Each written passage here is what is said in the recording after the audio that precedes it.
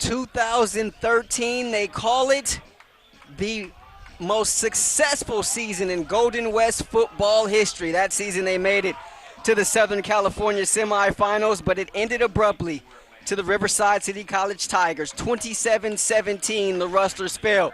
For the first time since that meeting out in Riverside, the Rustlers and the Tigers meet tonight, and it's on SportsNetUSA.net. A great Saturday evening to you wherever you may be. Rahshaun Haylock here alongside Nathan Percy as the 1-0 Rustlers have their home opener here tonight, and not exactly a welcome home, if you will, because there are some key guys missing in action. No Zamari Manning. You saw him left in the first half last week. He had a knee injury. Adam Vance, we'll talk about him a little bit more later on as the broadcast goes along, but he's not in the lineup tonight. Enter young Adam Carr, making his very first start here at the junior college level, Nathan Percy. Absolutely, but the coaching staff seems very confident in his ability. He's a study rat. He's been taking a look at a lot of film this week on this Riverside City College team. This is not going to be an easy test for either side, but from what we heard from the coaches before the game, they seem very confident in his ability tonight, and he has a couple of guys backing him up who could come in just in case he gets in a little bit of trouble as well. Victor Valley, a 46-26 win Riverside, a 46-26 win at Victor Valley last week to open their season. They start the season 3 of their first 4 games on the road, including here tonight. Tigers won the toss and elected to receive. Here's Conway, who'll put it on the tee at the 35. He puts boot to ball, and we're underway here at LeBard Stadium. Ball is going to be almost taken out of the end zone. A little dipsy-doo dungaroo there by Tremel Davis. He ends up taking a knee, and so the Tigers will have it first down and 10 from their own 25-yard line. Enter Ian Feber. Those of you around here know that name quite well. He's a local product out of nearby Mission Viejo High School. 29 of 48, 311 yards, 2 touchdowns a week ago in the win at Victor Valley. Boy, that's a lot of pass attempts, 48 in one single game, but he's been able to take that kind of pressure, especially playing for a team like Mission Viejo in high school. Always a tough league and tough opponents and non-league schedule for them as well, so he knows how that works. Feber, second team All-Central League last season after bouncing back from San Jose State. Takes the snap, finds Acta on a little screen near side, and he's going to be tackled as he gets just past the 25-yard line. He gave him 2 yards on the play. Acta's a guy we'll see and hear from a lot. First team All-League last season, 5'9", 205-pound sophomore out of Vista Marietta. Carried the ball 12 times for 64 yards and a touchdown last week, but he did put one on the turf, so the Rustlers may want to try to get in there and see if they can take one away. Here's Feber's second pass of the night is incomplete, intended for the big tight end, Adrian Hughes, but there's a late flag on the play, and there's also a Rustler down. And with this gauntlet of a schedule to begin this season, the last thing that you want to see is more injuries for these Rustlers, and it appears to be the big fella Sebastian DiMartini. Yeah, that defensive line was one of the strengths last week against Glendale, and you would hate to lose a piece of that, especially so early in this one here tonight after already losing your quarterback and your best wide receiver in last week's game. This penalty is going to go against the Rustlers. Yeah, they've kind of bailed out the Tigers on that play. Feber was throwing into a lot of traffic trying to get that big 6'7" tight end, Adrian Hughes. But they'll get the first down anyway with the penalty. So DiMartini is helped up, but he's going to be helped off the field by a couple of teammates, and he's not able to put any pressure on that right leg whatsoever. Not what you want to see if you're Nick Mitchell and these Golden West Rustlers. Good thing about this defensive line is it's a strength. They also have some depth there. So you got to look to KT Iacopo now to come in. Here's Acta getting the carry on the right side. He's going to be tripped up and taken down after getting barely back to the line of scrimmage. That was Corey Garcia on the tackle. We'll set up the offensive line for you from left to right. Lucas Badeau, Trey Bland. Sid Costa, the center, second-team All-League a season ago. Dakota Ramsey and Khalid Montalban is the right tackle. We talked about Acta. The wide receivers, Jacoby Herring, he's a good one. Dominique Maiden, Malik Yoakum, and Eric Brown. Here's Fever. Play fake over the middle, incomplete, just out of the outstretched arm of the intended wide receiver, Maiden, who took a late shot there. Rustlers fortunate there not to get a flag. Defensively for the Rustlers, Damon Roberts, Bobby Orellano. We talked about DeMartini. He just left the game. Enter KT Iacopo and Jamie Diaz. The linebacking core, Trevor Kahunanui, Joseph Enda, who was spectacular last week, and Hunter Margain. The cornerbacks, Corey Garcia and JT Thomas. The safeties, teammate Manasseh and Matthew Posey. Here's Feber again. This one in and out of the hands of Maiden. Falls incomplete. And so the Rustlers, although they give up 15 yards on a penalty, they're able to stop the Tigers here. And it brings up a 4th down and 9. 13:39 to play here in the first quarter. Boy, and they got a bit lucky there because Maiden was open and it just straight up dropped that pass in the middle right there. I'm not sure if he was anticipating a hit or not, but if he makes that catch, then Feber and the offense keeps the drive alive. But Golden West very lucky. 1, they didn't get called for a penalty a couple of plays ago when that late hit. And 2, that Maiden couldn't hang on to that last pass from Feber. Enter John Hilfer, averaged 37 yards per punt last week. The freshman out of Redlands East Valley lets this one hang high in the air, but doesn't go very far and takes a Golden Best hop outside to the 35-yard line of the Rustlers. Well, Adam Carr, step right on up. 6'5", 210-pound freshman out of Sherman Oaks, Notre Dame. Comes from a football program with a very high pedigree. Played a little bit last week, threw 2 passes, completed one of them for 10 yards. Gets his first action here tonight as he is replacing the injured Adam Vance. He has one back, that's Gabriel Ford to his left, 3 receivers to the top of your screen. They hand it off to Ford, ball's on the turf, and it's dove upon by the Tigers, and they say it is Tigers football. Boy, not the way you want to start for Golden West. It looked like just a simple miscommunication on whether Carr was going to hang on to that ball or not. It was an option, and Ford just kind of took off and let go of the football at the same time Carr did. And oddly enough, neither of them realized that the ball was on the ground. So that just gave Riverside a good couple of seconds to get to the ball before anybody from Golden West realized that that ball was on the turf. Nobody knew the ball was on the turf. As you mentioned, Gabriel Ford continued to run without the football. So prime field position here for the Tigers. Fever, play fake, pressure coming, steps up, throws it high. Did a Rustler come down with it? A Rustler did come down with it. Picked off. Intercepted in the end zone. And it will be a touchback for your Rustlers. It looked like Matthew Posey. So Posey picks up his fellow Alabama native in Gabriel Ford. After the fumble, Posey picks off the next pass from Feber, and it'll be a 1st down and 10 Rustlers from their own 20-yard line. Boy, ill-advised pass by Feber, who was trying to force it into Maiden there in the shallow part of the end zone, but he had double coverage with safety help, and Posey able to fight that ball away from Maiden in the end zone to give Golden West another opportunity here.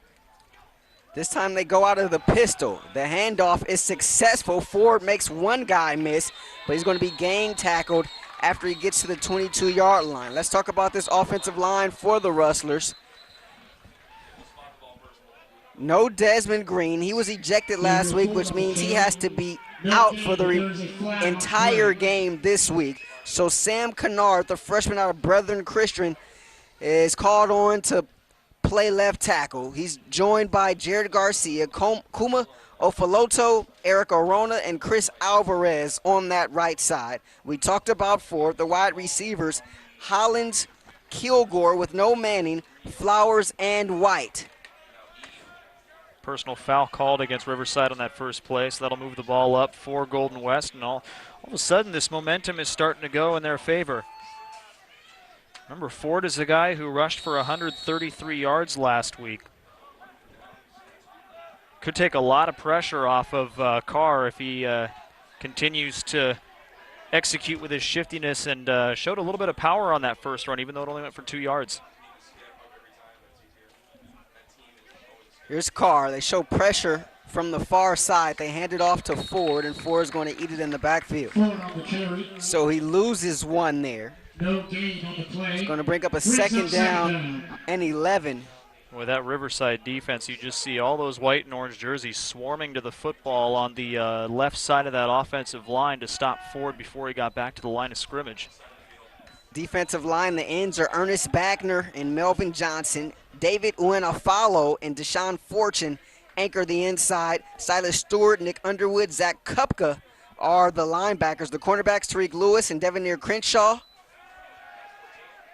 As Carr takes the snap, looks over the middle. This one going to be deflected, and the ball's going to fall on the turf and falls incomplete. Kahani Smith and also Manu Hudson Rasmussen are the safeties for RCC. Brings up a third down and long. Home opener here for the Rustlers at LeBard Stadium on the campus of Orange Coast College. Rahshaun, Haylock, Nathan Percy here with you in our cast of SportsNetUSA.net characters.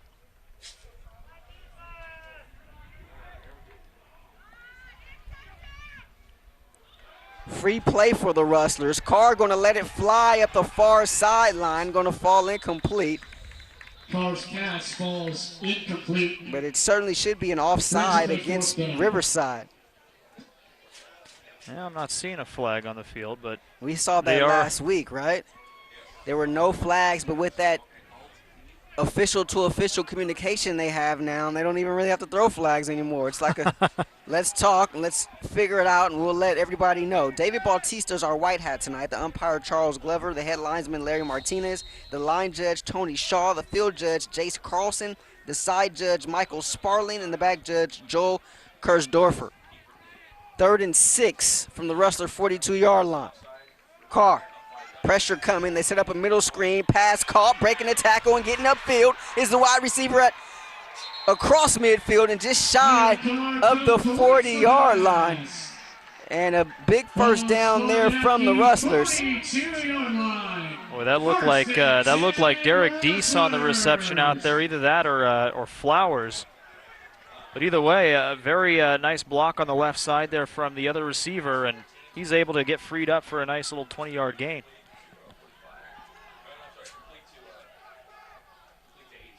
And they give that to Derek Deese, the freshman out of Kennedy. They send the man in motion near side. They keep it on the ground. Here's Ford as he goes off the right side. Tackle made there by Stewart for the Tigers. Gain of 1 on the play. Brings up 2nd and 9. So Deese is at the top of your screen. Hollins will be lined up split wide to the bottom. And Flowers looks like it's going to line up in the slot. They send in White as well from the sideline. So he'll line up as they go with the trips formation to the top of the screen. 7 on the play clock. Carr has to hurry. They show pressure from the secondary. Carr back to pass. And that one going to be incomplete. Carr did survey the field as he was taking his drop back. His first inclination was to look down towards Josh Hollins on the near side, but then he went back up and tried to get somebody in the middle. Unfortunately, led him a little bit too far. It could connect with White there that time, Sheldon White. They go with the same set, 10.5 to play here first quarter. No score between Golden West and Riverside. Carr, pressure coming in his face. He's flushed out to the far side. He's going to tuck it and run. A couple of Tigers run into each other as Carr slides underneath them. He's able to pick up a couple, but not enough for a first down. And now you're in that weird territory. Definitely too long for a field goal, but probably too short to punt. You don't want to give this Riverside offense a short field, but you send them out anyway. 4th down and 5 as we approach 10 to play.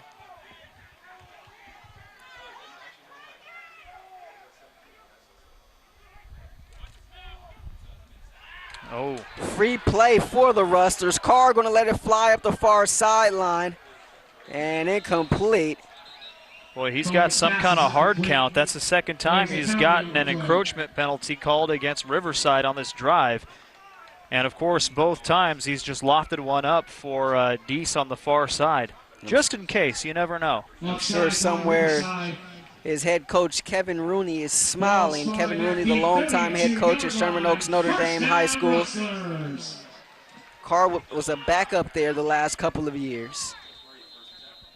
Played sparingly, but getting his first extended action here. 4 wide. 1st and 10, Rustlers at the Riverside 32-yard line. It always amazes me how guys jump out of when the quarterback's either in the gun or the pistol. It's not like they're right on the line, but it has the same effect. Here's Carr. They're going to try to go with the option this time. He keeps it himself and not going to do much with it. Picks up a couple. Brought down at the 30-yard line. 2nd down. 2-yard gain. Option play right there as he had Ford behind him. Felt that he had the better shot if he tried to gain a couple of yards up the middle rather than pitch it back and let the defense swarm after Ford in the backfield. Nick Underwood on the stop, the Mike linebacker, sophomore out of Lake Oswego, Oregon. Same school that produced Kevin Love. Must be doing something right. They're the Lakers, man. Gotta love them.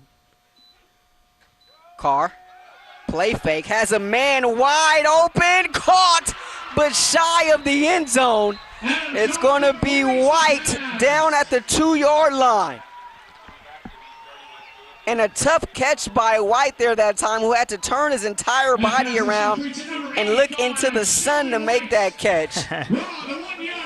And you saw some hesitancy there from the young freshman, as he almost didn't want to pull the trigger, didn't believe what his eyes were telling him. Like, can this guy be this wide open? You took the words right out of my mouth. I think he was in a bit of shock that White was able to gain so much separation, and then the throw was a little bit off target, but White makes an unbelievable catch turning against his body.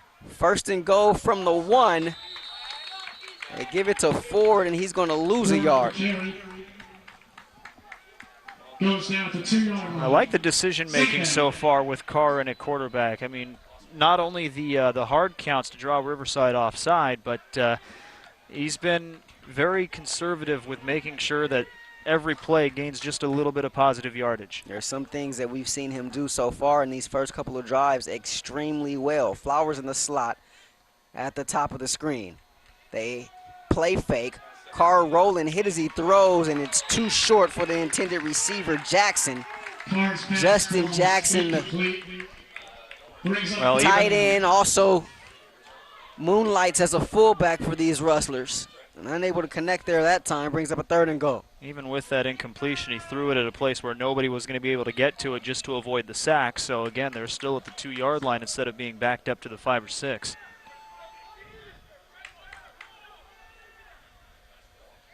Flowers in the slot. Hollins at the bottom of the screen. D split to the top.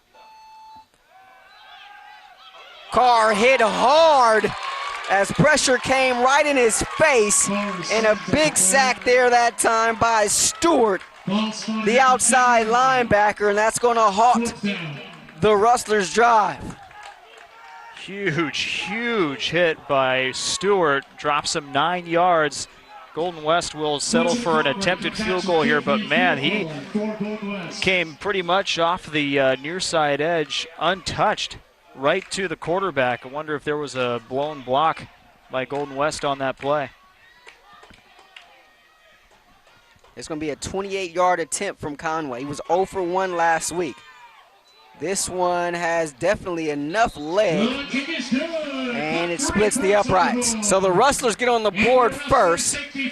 Adam Carr leads his first scoring drive of his young career as Golden West takes a 3-0 lead. 7:21 to play here in the first quarter. Rahshaun Haylock alongside Nathan Percy, Ed Ford, Van Vu, our entire SportsNetUSA.net cast here tonight on a very nice Saturday evening here in beautiful Costa Mesa. Yeah, very pleasant Saturday evening. Absolutely. You got the nice little breeze coming in. Always nice down here because you're, what, 4 or 5 miles away from the ocean, so always a little bit cooler than most other places. We say that now. I know, right? Once it starts getting October, November, I'm sure you see me up here just all covered up, jacket on top of jacket. So Conway will put it on the tee. Number 13, Charles Davis, and number 83, Malacoca are back for Riverside.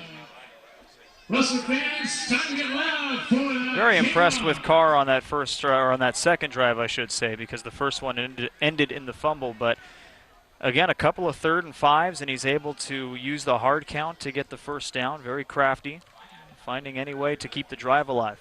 Malik Holcomb and Tremel Davis back to receive it for the Tigers. Here's Conway with that huge leg of his, going to be taken by Davis. This time he really is going to run it out. Davis at the 10, outside the numbers at the 20. Davis with some room at the 30, hit from behind at the 35-yard line, and he falls forward to the 40. A splendid return there by the sophomore receiver out of Corona. Don't forget, Golden West Rustlers football on SportsNetUSA.net is brought to you by Miller Toyota of Anaheim, where service and parts is open 7 days a week for your convenience, located at the 91 and Euclid. On the web at MillerToyotaofAnaheim.com. Miller Toyota of Anaheim supports college sports and education. 7:13 to play. First quarter. Rustlers with a 3-0 lead. Here's Feber. They set up a screen. Too tall for Acta. Coming out of the backfield. Second down. Well, right now, Feber just having a little bit of a hard time getting in sync with his receivers. He started off this game 1 for 6, and that one pass was the screen or the bubble route to the running back Acta. So he's only got 2 yards through the first half of this first quarter. Feber will try it again on second down. This time he finds Acta, and he's able to scurry across the 45-yard line and out of bounds at the 46. Pickup of 9 there. Goes down at the 46-yard line. And that time, pretty much the exact same play, but Acta is able to get space, and Feber puts it a little bit closer to the numbers. Acta only having to reach up about helmet high to make that grab. They try the screen again. Acta again, this time across midfield. And a nice pickup there by the speedy back out of the backfield. Picks up more than enough for a first down and inside Rustlers territory. About a 12-yard gain, and you saw Dakota Ramsey, the right guard, running all the way up with Acta at the end of that play, still trying to complete his block. Play fake, short pass in the slot is going to be caught on the far side. Fever completes the pass to Darius Hunter. Goes down Pass caught that time by second down. Herring. Pickup of 8, second down and 2. Too many men on the field for the Tigers. They got to run a man off, and quickly it's Tim Scurry. Scurrying off the field. Took the words right out of my mouth. High snap over Feber's head. He tries to fall on top of it, but the Rustlers get there first. Roberts. Damon Roberts with the fumble recovery. Had a half a sack last week. Picks up a fumble recovery this week. And the Rustlers defense with 2 forced turnovers so far in this first quarter. Boy, Roberts is so speedy off that edge, and of course he sees an opportunity. He's going to go straight after it. Pretty much yanked it out of Feber's arm. Feber looked like he got there first, but only had one arm on it, and Roberts just goes and takes it from him. Feber never had a chance there. And he's not a small guy, 6'2". But he had to be about 6'8" to be able to come down with that one. They give it to Ford. And I think Carr wanted to keep that one. They have a lot of run-pass options in this offense. And Carr looked a little disappointed there that time. Looked like he wanted to keep it himself. Instead, it's Ford picking up about 5 there, or give him 4, rather. It'd be second down and 6. Well, four's a good gain for a first down. Will make the next 2 plays more manageable, but it did look like Carr would have had some room on the right with a good play fake. They have Tolliver in the backfield as well. They put him in motion. This time Carr keeps it himself to the surprise of everyone. And finally the Riverside secondary notices he has the ball and gets to him as he gets ahead to the 41-yard line. Well, I guess now we know why he wanted to keep it that first time. You see him just being patient and looking for the holes in the defense, making a couple of cuts and getting up for 11 yards and into Riverside territory. 1st and 10 from the RCC 41. They give it to Ford. Ford has some space as he goes off right guard. He's met there by Underwood, but not before a pickup of 5. 2nd and 5 for the Rustlers. What Ford is doing in this game is every time he anticipates contact, he leans forward, and it seems like just about every run of his is ending with him being able to reach a little bit farther and place that ball maybe an extra half or 1 full yard at the end of the run. And the 6'1" frame, of course, helps him to do that as well. As the sun is trying to set here in Costa Mesa. A little unforgiving as they give it to Ford once again. He gets on the outside and ahead to the 30-yard line where he's tackled out of bounds, met there by a couple of Tigers led by Crenshaw, but there is a flag at the end of the play. Brings up 3rd down. And will be a holding against the Rustlers. And you got to wonder with Riverside's offense only being on the field for 2 plays, I believe, or 2 or 3 plays. Actually, no, it was a little bit more than that. 4 or 5 plays in their last drive. And after taking the brunt of a long Golden West drive about maybe 4 or 5 minutes ago, if they're starting to get a little bit tired here early in the first quarter.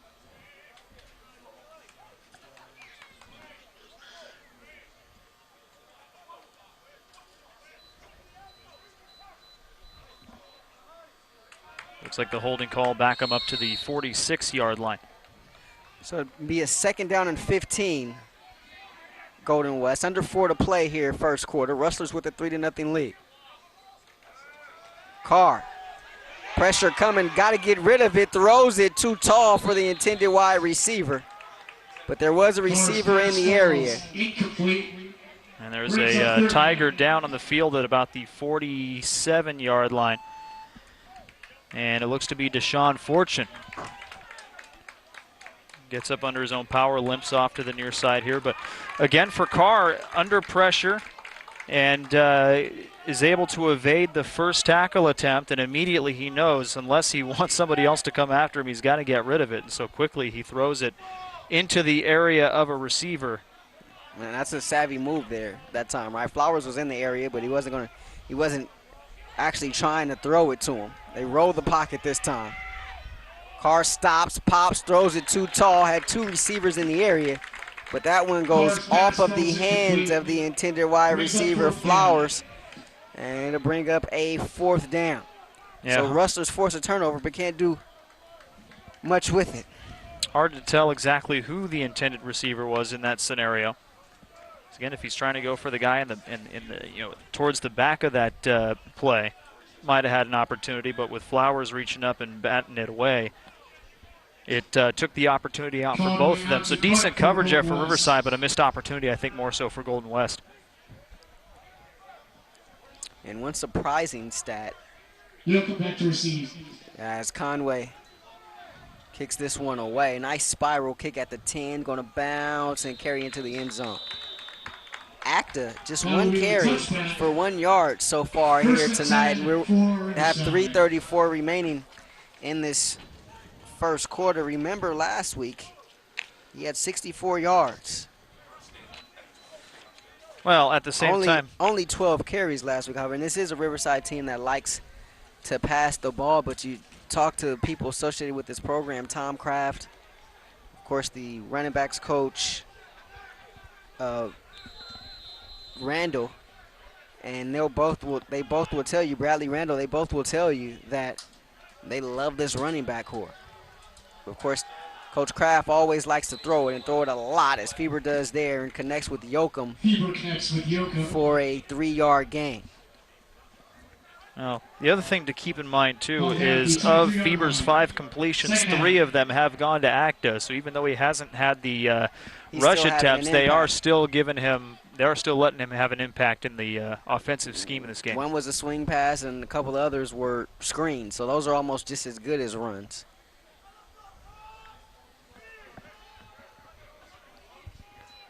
They put Acta in motion. Over the middle, pass is going to be caught by Williams. Breaks the tackle, still on his feet. Tries to get to the outside before it's spun around and thrown to the turf. It's like a 17-yard gain through the air, longest play for Riverside so far in the ball game. JT Thomas making the stop there, but a 1st and 10, Tigers from their own 40-yard line. They send Acta in motion to this side. They throw it a slant to the far side. Pass going to be caught there by Brown. Eric Brown, the sophomore out of Summit, picks up 9 on the play, brings up a second down and short. This is where Feber and Riverside are trying to offset that defensive line by going with these quick slant patterns to put the pressure on the secondary and the linebackers to get there. High snap, they hand it off to Acta, and Acta, there he goes with the moves as he's able to get into the second level. Taken down at the 41-yard line of Golden West. 10-yard gain and another first down for the Tigers, who have the tempo going and a rhythm going here on this drive. Trying to get on the board for the first time tonight. Feber, incomplete. Looking for Yoakum. Garcia was there. He had some help in the form of Posey also. Well, that was that combination that got the interception in the end zone on two drives ago for Riverside. And again, Garcia right on line with the receiver, maybe a step behind, but he undercuts the route to try to go for the interception, ends up tipping the ball away. Made in a split wide to the bottom of your screen. Big 6'5" target. Looking this way, pass going to be caught, but it's going to be the slot receiver, Davis. And Garcia wrestles with him and finally wrestles him out of bounds at the 34-yard line. Pickup of 7. Brings up a second down and 3. Feber's completed 7 of his last 8 pass attempts after starting the game 1 for 6, so he's starting to get in a rhythm with these guys. Darius Hunter in the slot at the top of the screen. Feber sets up a screen. Acta has to go up and get it. Going to be tackled from behind. Nice play there that time by Orellano. And his effort there that time stopped the first down, and Tom Kraft not happy with the result of that play, as it's going to bring up a 4th down and short. Corey Garcia going to have to leave the field because he lost his helmet. And let's see, Tom Kraft going to go for it. Well, you got to love the effort there from Orellano to catch Acta from behind before he's able to bust loose for a decent-sized gain and a first down. Now this puts pressure on Feber and the offense to convert here. So they're in that same territory Golden West was in a little bit ago. They go with the big package. Acta is going to be stopped behind the line of scrimmage. The defensive line of Golden West stands tall once again. And a turnover on downs. And again, that's why Feber's been going with those short slant patterns, because they know that this defensive line is strong here for Golden West. And it's proven right there as they're able to get that 4th down stop of Acta, second-year member of this Riverside squad. And another big, big defensive effort, momentum shifter here for Golden West. Let's see if the offense can give them some reward for it. David Aldapa, the freshman out of Fountain Valley, the first to get there. Carr on a slant, complete. Nice catch in the slot by Matute, who gets licked after the catch, but he picks up 11, hangs on to the ball, and it's a first down for the Rustlers at the 45-yard line. 44-yard line. First and 10. We're under 30 seconds to play. Matute's a big guy, 6'5", about 235. He can take a hit like that and bounce right back up. They hand it off to Ford. Ford saw a crease, just couldn't get outside as he was met that time by the big defensive lineman, Ernest Bagner, sophomore out of nearby Mayfair High School out in Lakewood. And that's going to take us to the end of the first quarter. So after 1, Rustlers 3, Tigers nothing. As you're watching Golden West Rustlers football right here on SportsNetUSA.net. Rahshaun Haylock here alongside my partner Nathan Percy. It's a Rustler team that entered today a little bruised and battered, coming off of that Week 1 win at Glendale, but so far, through 15 minutes at least, they've stood tall against a very highly regarded Riverside City College team. Not only that, they've now started their first hour and 15 minutes of playtime without giving up any points in the 2016 season. So this defense already has 2 takeaways in the first quarter as well.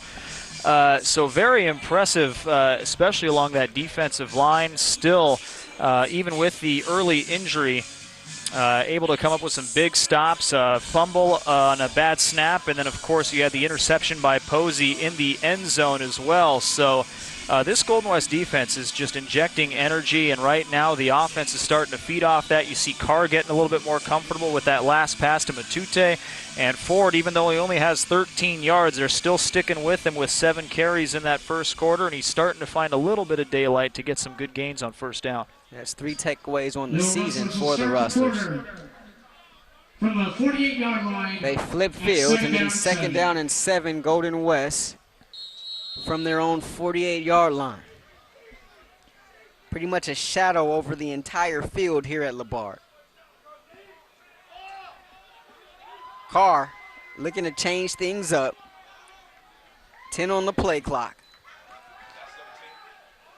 Looks outside, and he threw it just a little too far for the wide receiver. Flowers over there on that far side. A good idea, right? If Flowers Absolutely. and Carr were on the same page, Flowers pointed out the blitz to him, but just unable to connect. Growing pains. Right, absolutely. Getting your first start above the high school level, and you're going to go through that a little bit. He went 3 for 8 in the first quarter for 58 yards, a big 29-yard strike to White to set up that field goal in the first quarter. 4 wide. They go trips to the near side.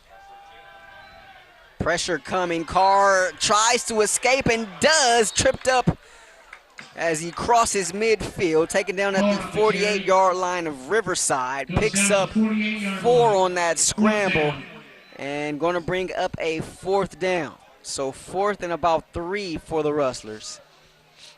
And looks like Quinn Conway in the special teams unit going to trot back onto the field.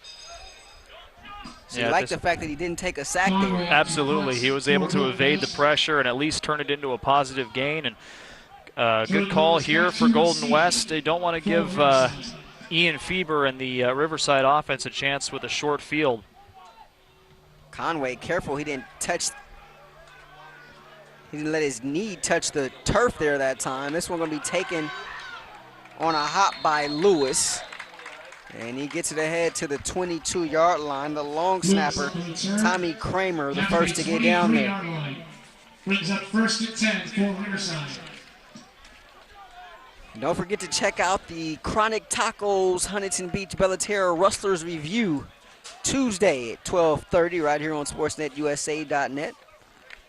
I'll be joined by Coach Mitchell and a special guest. Be a Rustler player, Rustler coach, depending on how tonight's events go. Gonna keep us in suspense with that one, huh? Yeah. Not sure yet. Even I don't know yet. Oh, okay. So they're keeping you in suspense. Yeah, they are. This game is keeping me in suspense. Here's Acta with some room on the outside. Breaks the tackle. Acta at the 30 trying to turn the corner, but he's run out of bounds. Gets enough for a first down, however. A 13-yard pickup up to the 35-yard line. And Acta showing off that speed getting to the edge there. It's one of the few times that Golden West has been burned a little bit to the outside. Good way to start the drive for Riverside. Feber already with 15 pass attempts in the first quarter. He can fly. Acta once again. This time he's able to break 2 tackles in the backfield and get it ahead to the 39-yard line. A pickup of 4. I was speaking with Bradley Randall before the game. He's a former UNLV running back. He was also a member of the Minnesota Vikings. He was on their practice squad a couple of seasons ago, and a lot of the things that he was able to pick up from Adrian Peterson, he's now passing on to these running backs under his tutelage. And the most important thing he said that AD taught him was never let one guy take you down. And you kind of saw an example there. Feber over the middle leads his intended target, Maiden, too much, incomplete. Now, they've really been paying attention to Maiden in this ball game, giving him safety help on a couple of occasions, or Feber has just been a little bit off the mark with his pass attempts in his direction. But absolutely, going back to Coach Randall and what he's been able to teach these Riverside running backs, Acta really showing that he's taken that to heart, as it took a third attempt from a defender 2 plays ago to bring him down. 3rd and 6. Feber, pass caught. That's Herring. This time in the slot across midfield and at the 49-yard line of the Rustlers. 12-yard pickup. Brought down at the 49-yard line.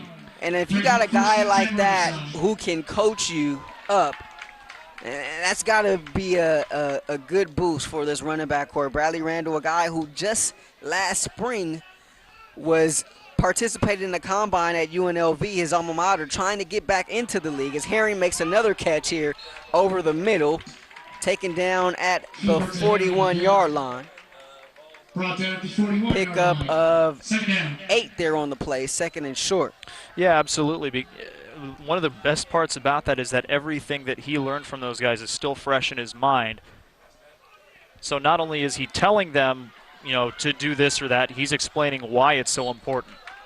Davis makes the grab there, and another first down for the Tigers as they get deeper and deeper into Rustler territory. Brought down at the 33-yard line. 1st and 10, Riverside. Down at the 33-yard line, a pickup of 8 and a first down for the Rustlers. Randall played in the CFL as well. The son of Lenny Randall, the most interesting man in baseball. He is interesting. Had the opportunity to meet him once. Here's Joker with all kind of room in front of him. He hurdles straight out of bounds, however, but it is going to be a first down as he picks up. Hurdles out of bounds at the 19-yard line. 1st and 10. See where they mark him out. They mark him out at the 19-yard line, so another It's like about a 14-yard gain. 14-yard pickup, and it's going to be a timeout taken by Golden West. Their first charge timeout of the night. It comes with 11:44 left in this first half. Good idea to talk things over, as Feber again is starting to find his rhythm. 4 straight completions, and he's hit 7 different receivers so far in this ball game already, and 4 of them have multiple catches. So regardless of where Golden West is going, Feber is finding the open receiver here to start this second quarter, and all of a sudden the Tigers are starting to gain some momentum. Not the first time tonight this Tigers offense has been able to develop a rhythm, but they've been their own worst enemy so far here tonight, as they've gotten inside Golden West territory before, but it was a bad snap over Feber's head, recovered by the Rustlers. And also, you got to credit this Rustler defense as well for coming up with a stop on 4th and short as they tried to run it with Acta, and the defensive line of the Rustlers stood tall, so a turnover on down. So just a couple turnovers to show for these Tigers, but the tempo has been there, the rhythm has been there. There's just 0 points to show for it. They've just been, again, when they get into this area, they've struggled. Don't forget the interception as well when they tried to hit Maiden in the end zone, and it was intercepted by Posey as he went to help out Garcia for double coverage. Davis in the slot, far side. Hunter in the slot to the near side. Brown at the bottom of your screen. They throw a swing pass to Acta. Acta with some space at the 10, tackled from behind at the 6-yard line. Another gain of 13 through the air for Feber and Acta. At the 12-yard line. For Acta, that's his 5th catch. He's got 5 carries as well for a total of 64 yards. And he only had 3 catches last week, so they're making it a point to use him in the passing game so far here tonight. They roll the pocket for Feber. A little out pass going to be caught, but it was a diving catch by Davis, and he picks up about 3 yards. He gets ahead to the 4-yard line. Under 11 to play here. second quarter. 22 pass attempts, 126 yards passing for Feber. Unbelievable. 22 pass attempts. Yeah, and we still have he might break 40. He might break that 48 to from play last in week. this first half. Is unreal. Hunter and Brown to the near side. They hand it off to Acta. He dances at the line of scrimmage and runs into a black wall at the 3-yard line. Acta up the carry. It looks like they'll give him 1 yard out of that, but you see the patience there. He was waiting to see if a hole would open up, and when nothing did, he just kind of dove forward and took what he could get from that defensive line. Diaz was there. And we're going to have a timeout on the field. So timeout going to be taken by the Tigers. Their first charge timeout of this half. It comes with 10:15 to play, second quarter. Rustlers 3, Tigers nothing. As you're watching Golden West football right here on SportsNetUSA.net. Tonight the home opener, but they'll really have a home opener come October 22nd. Yes, talking about the Rustlers. This is the 50th anniversary of the school, and for the first time ever, the Rustlers will be at home on the campus of Golden West College. October 22nd, 1 p.m. kickoff against Palomar. There'll be a tailgate party prior to the game beginning at 10 a.m. Of course, you know, buddy, we're going to have to hit up that tailgate party, do a little pre-gaming. Absolutely. But the Rustlers will be home, and they're just all geeked about it on campus as the preparations are continuing for these Rustlers. But a long way to go before we get there. But oh, yeah. They're definitely geeked about it. Everyone on campus is. They're doing it right, too. You can't have a true home opener without a little tailgate beforehand to celebrate the fact that you're finally getting a chance to play at your own school instead of traveling down here to Costa Mesa. I mean, it's not a far travel, but, again, just having that feeling of pride in your own school, and that, too, for every game during the course of a season. Here's Feber's pass is batted at the line of scrimmage, and that was numero uno, Damon Roberts, getting his big paw on the ball. Now Roberts again having a big impact on that defensive line, coming off I believe that was the right edge, and being able to get across Feber and get his hand up to get that ball misdirected towards the left side of the end zone. So enter John Hilfer. This one going to be from 21 yards. Should be a chip shot. Get this, he scored 14 points last week by himself. 3 of 3 field goals, 5 of 5 extra points. High snap, Yoakum gets it down, and Hilfer is able to kick it through. So we're knotted here, 3 apiece, 10:09 to play in this first half as the freshman from Redlands East Valley is able to tie this one up for the Tigers. Almost an hour and 20 minutes of game time before Golden West gives up any points this season. But again, with the ball that deep in Rustler territory, I believe it's, defense could look at that as a small victory there to hold them to 3 points instead of allowing them a touchdown. Yeah, nearly 70 minutes before the Rustlers gave up their first score. Actually, that would be 65. 65. No, because they went the first quarter. So 60 last week, 75, 80, almost 80 minutes. Because they went 4 quarters last week, 60 minutes, right? 60. Plus 1 quarter tonight, 15. That's right. Yeah. Plus 5. That's about an hour and 20 minutes, as you mentioned. Hey, Cal State education. Well, you don't have the stat sheet in front of you. I'm trying to. I'm looking at numbers, so I can't fault you for that. I hope none of my former teachers are listening. Get it together, Haylock.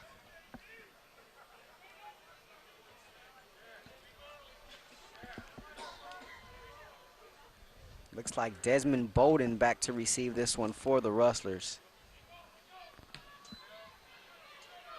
Don't worry, you got it plenty together, partner. This one, however, going to be taken by Ford. Gabriel Ford takes a big hit and gets it up to the 26-yard line.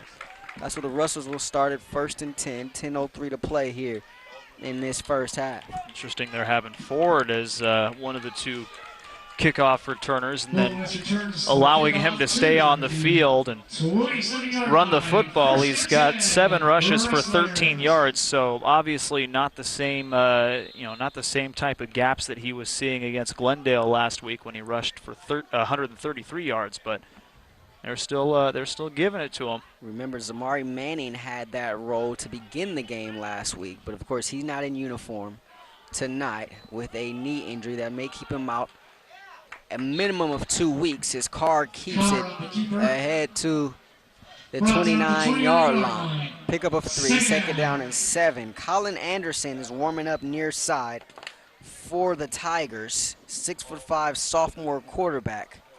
Not sure where Feber is at this moment. Can't spot him on the sideline, but that's something to look out for in case number 1 comes back out with the offense. Ford. They set up a screen. Pass is going to be caught. And some space, getting it ahead across the 40, just shy of the 45. And that was Flowers on the little middle screen. So Flowers out of Miami led this team in receptions last week with 4 for 36 yards. Freshman out of Miami Southwest. He gets this one ahead to the 42-yard line. Yeah, it was a well-designed screenplay. Some excellent blocking on that right side as well from the offensive line and the receivers over there. So good pickup of 13 yards. 4th different receiver that Carr has hit with a pass today. They give it to Ford. Ford goes off right guard and puts his head down and is able to get across the 45-yard line at the 47. A pickup of 5 brings up a second down and 5 as we approach 8.5 to play.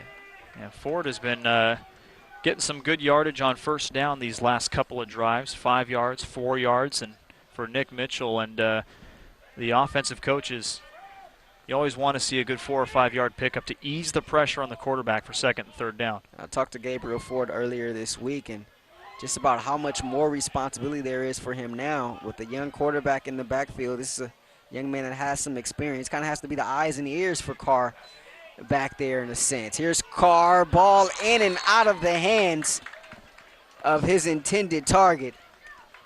And that was Nolan Thompson.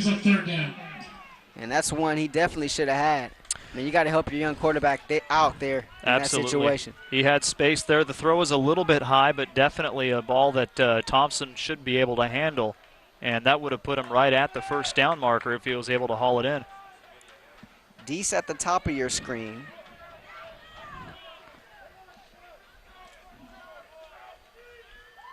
Thompson at the bottom. White in the slide and makes the catch there across midfield and down at the 45-yard line.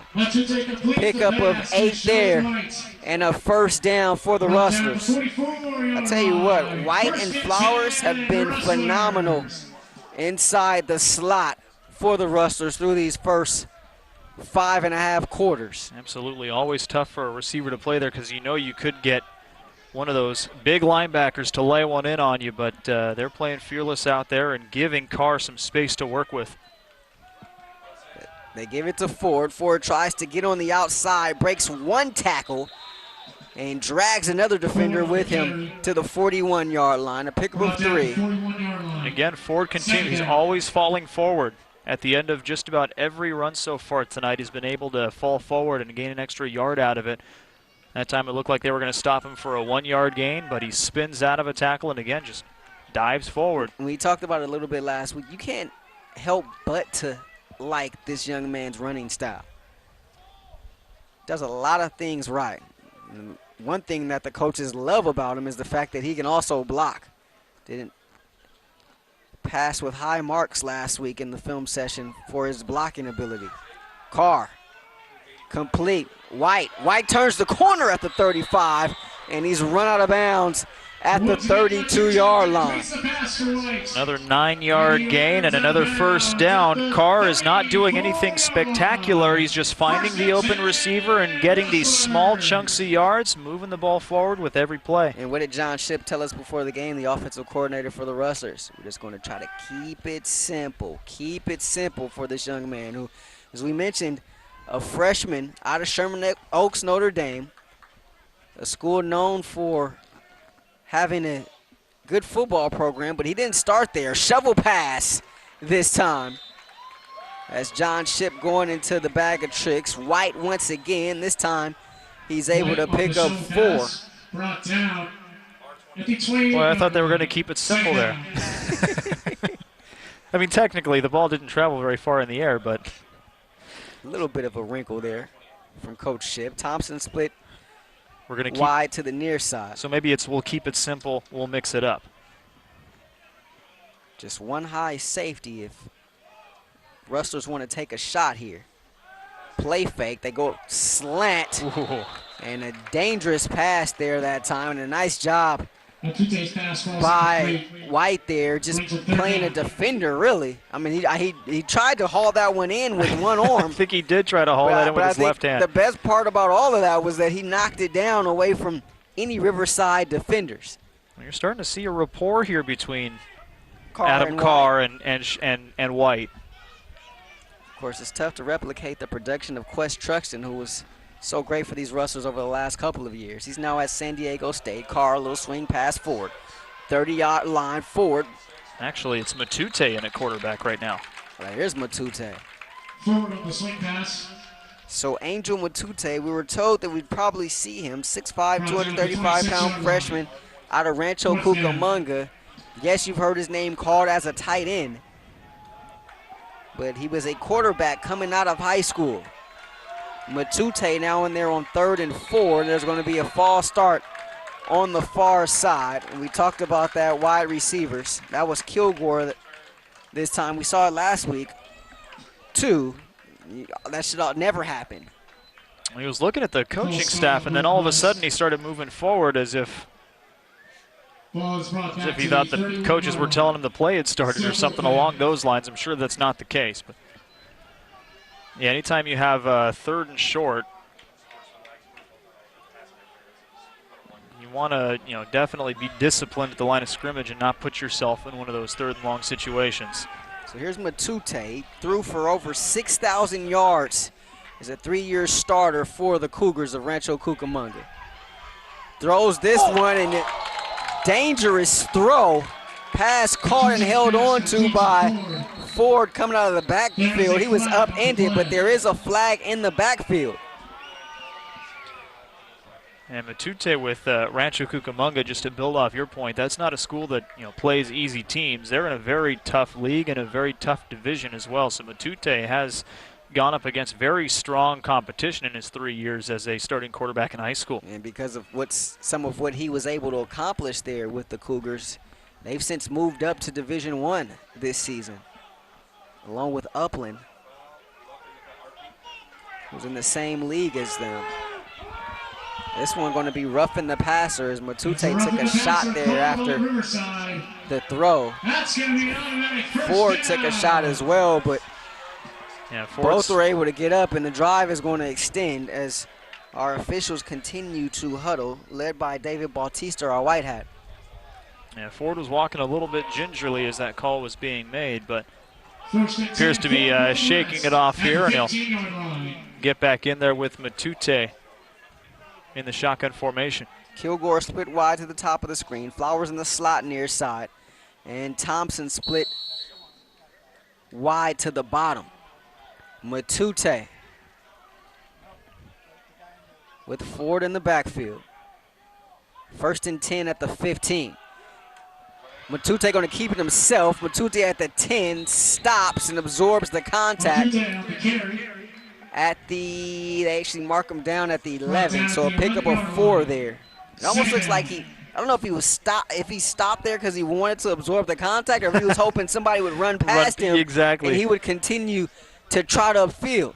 I'm sure he's not one to be shy to contact. I'm sure he's felt quite a bit of it. And again, he's a big kid, 6'5", 235. He's got the ability to truck a defender if he wants to, especially toward the outside if somebody from the secondary tries to challenge him.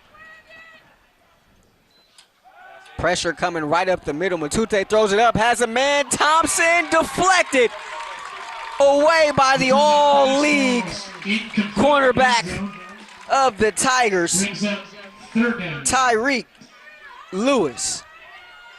Yeah, when that ball was originally thrown, it looked like it was going to be a pretty easy catch for Thompson on the near side, but boy, Lewis made up that ground quickly and was able to get in there at the last second and with that right arm push that ball away from the receiver. Great play by the cornerback. Lewis with offers from Kansas State and Maryland. Comes up with a huge deflection there. They call those PBUs, pass breakups. He had 2 last week. Here's 1 this week. Matute steps up, has a man underneath, and it's going to be Jackson, the fullback, and he's just shy of the goal line. They mark him down at the 3. Jackson, the freshman out of Long Beach Poly, and he was hudging and trudging. And I thought he was going to be able to lower and put the boom on somebody. I thought he was going to be able to get in there, but boy, Riverside came up with a big hit. I thought it was closer. They marked him down officially at the 1. The official on the near side was standing at the 3-yard line. I was thinking to myself, what a bad spot. But they put the ball down at the 1. First and goal at the 1. Matute in there. He's going to climb under center for the first time tonight.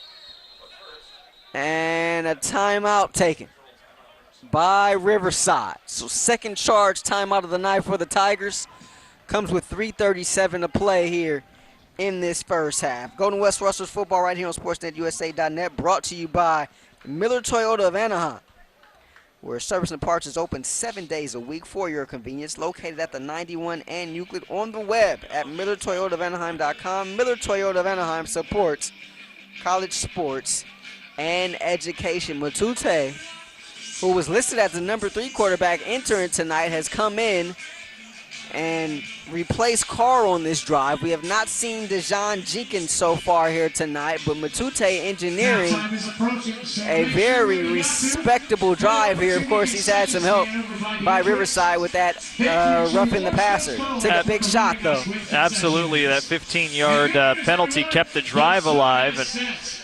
And, again, Ford is doing his job and taking the pressure off the quarterbacks, but boy, no Adam Vance so far hasn't been an issue here for Golden West. You got a couple of really good game managers in Adam Carr and Matute. Matute takes the snap. He's going to try to get his 6'5" frame over the goal line.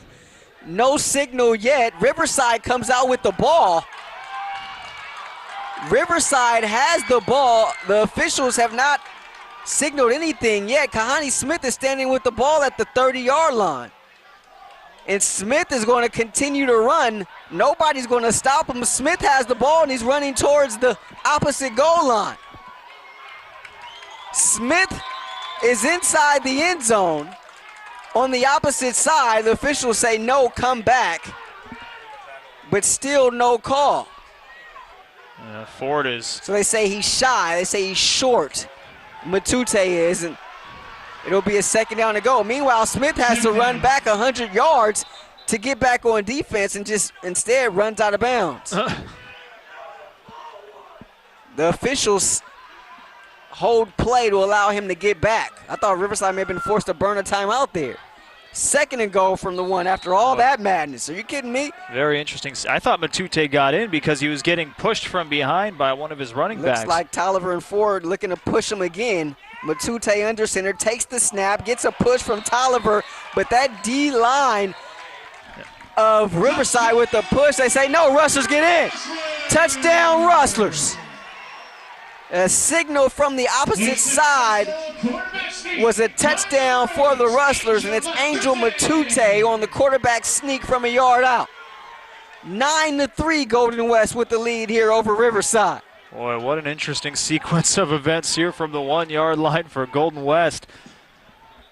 Couple of big pushes from the defensive line. The Riverside defense thought they had the ball, and now Riverside's going to have to try to find a way to get back even within the next 3 minutes because Golden West will receive the ball to start the second half. When you think you've seen it all. Yeah. Not so fast. The opening night here at LeBard. Conway on to attempt the point after. High snap, but the kick is up and through. Extra points were an issue last week. Not so much so far here tonight. Conway 1 of 1. Rustlers with a 10-3 lead. 3:05 to play here in this first half. Don't forget, Golden West will be back in action next week at Chaffee. We're going out to Chaffee. Going out to Rancho Cucamonga. 6 p.m. kickoff. Of course, we'll have it for you right here on sportsnetusa.net. We're going to cross our fingers. It'll be the return of the King, Andrew King. There you go. Nothing against you, my man. No, Love working with hey, you, Nathan none Percy. taken, none taken. But we're out in King County, so it looks like he's going to be able to make his way out. Got that nice view up there, Chafee, as well. Get up the hill a little bit. Get up the hill a little bit, but it's an enclosed press box. Yeah, though, that's the only issue I have. Am I allowed to talk negatively about? I don't know. 'Cause there's a lot of things I want to say right now. I don't know if I can say them or not. It's nice. They always treat us well. Oh when yeah, we're out absolutely. there. They always treat us well. I will say that. You always like to get the feel of the crowd, though, and the action on the field. And that press box is enclosed. It looks like Manu Hudson Rasmussen is going to get some attention from the training staff of Riverside here on this near side as the kick by Conway dribbles out of bounds. And Manu Rasmussen, one of the leaders of that secondary, along with Lewis. Rasmussen had a pick 6 last week for these Tigers, and that could be a huge blow. They got a lot of depth, as you know. You can see right here on your screen, there's like millions of Tigers in front of you. But Rasmussen, if he's not able to come back, will be a huge blow. They're attending to him here on this near side. So we'll keep an eye on that. Remember, we talked about Anderson. It seems like an hour ago we talked about Anderson warming up. But it looks like it's going to be Feber to lead the Riverside offense back onto the field. Ball will be spotted at the 35-yard line. Yeah, Feber was standing along the sideline next to Acta. And they're going to go 5 wide here and keep Acta on the sideline so far to start this drive. They get it at the 35-yard line because of that kick going out of bounds. So this guy right here at the bottom of your screen, Herring, is the one to watch. Wearing uniform number 15. They look his way. He catches it, spins at midfield, and taken down at the ankles. A shoestring tackle there made by Manassi. It's like a 15-yard pickup, and the cornerback Garcia bit on the slot receiver, and that was what freed up Herring on the near side. They go empty again. Feber over the middle, this time incomplete. Herring wants a flag, not going to get it, as the linebacker Mark Gain was able to get there. Herring at 6'5", but listed as 170 pounds. Sophomore out of Citrus Hill. Feber, near side pass is going to be caught by Yoakum. He gets out of bounds at the 44-yard line. A pickup of 6, 2nd and 4, 2:45 to play as the Tigers are moving. And pushed out of bounds there by Manassi, who was on the coverage there, but still forward progress, and it stops the clock. Or at least I thought it did. The clock is ticking right now. So bring in El Toro Allen at a running back for the first time tonight, 4 wide. Herring had to climb the stairs for that one. Couldn't come down with it, but a flag comes in. There's a flag on the field. Yeah, Herring that time just looked like he mistimed his jump. The pass was on target from Feber, but Herring was a little bit late on the jump, and the penalty might have had something to do with it there. Looks like this one may go against the Rustlers. Look like maybe Manasseh got there.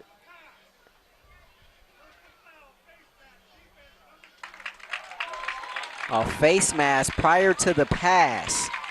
And they charge that one to Posey. So that's going to be a 15-yarder. That's not a penalty you want to be giving up at this point in the ball game, up by a touchdown with 2:20 remaining in the first half. Posey was on the opposite side of the field from where the ball was going on that play. They give it to Allen. Allen, the speedster, is able to get to the 25 on the draw play. Make that the 23-yard line. A pickup of 6 there and brings up a 2nd and 4. We're just under 2 to play here in this first half. Rustlers with a 10-3 lead. Tigers driving. Free play for Feber. Throws it up. Looking for Brown, and out of his hands, incomplete. Fever's pass is incomplete. There's a flag. Boy, Brown had some good closing speed there. It looked like the defender, Corey Garcia, had a step on him, but he was the first one there. Ultimately just couldn't hang on to the football, but Riverside should get 5 yards out of this anyway. So the Rustlers have done it twice tonight. This time, the Tigers are able to get one in their favor, have a free play by getting the Rustlers to jump offside. That hard count by Adam Carr was lethal earlier in this game for Golden West. Here's Feber with it. Set up a middle screen, nothing doing. Garcia all over that one as Brown caught it and was hit around the ankles immediately. Boy, it looked like he lost a couple of yards on that one. Yeah, he lost a couple there. It's going to be a 2nd and 12 now as Garcia was able to take him down at the 20-yard line. Under 1.5 to play here in this first half. Tigers trying to cut into this Rustlers lead. Play fake, Feber, pass caught by Hunter. And he gets it Fever's pass complete to the 13-yard line. It's like a pickup of 7, but again, Manassi doing a great job of making the tackle before he's able to get out of bounds because the Tigers only have 1 timeout remaining in this half. 3rd and 5. Hunter goes in lines up in the backfield. They go with a tight set here. Brown split wide at the bottom of your screen. They send Hunter in motion up to the far side. It's going to be a flag on the play as that pass is incomplete by Acta. There is a flag on the field.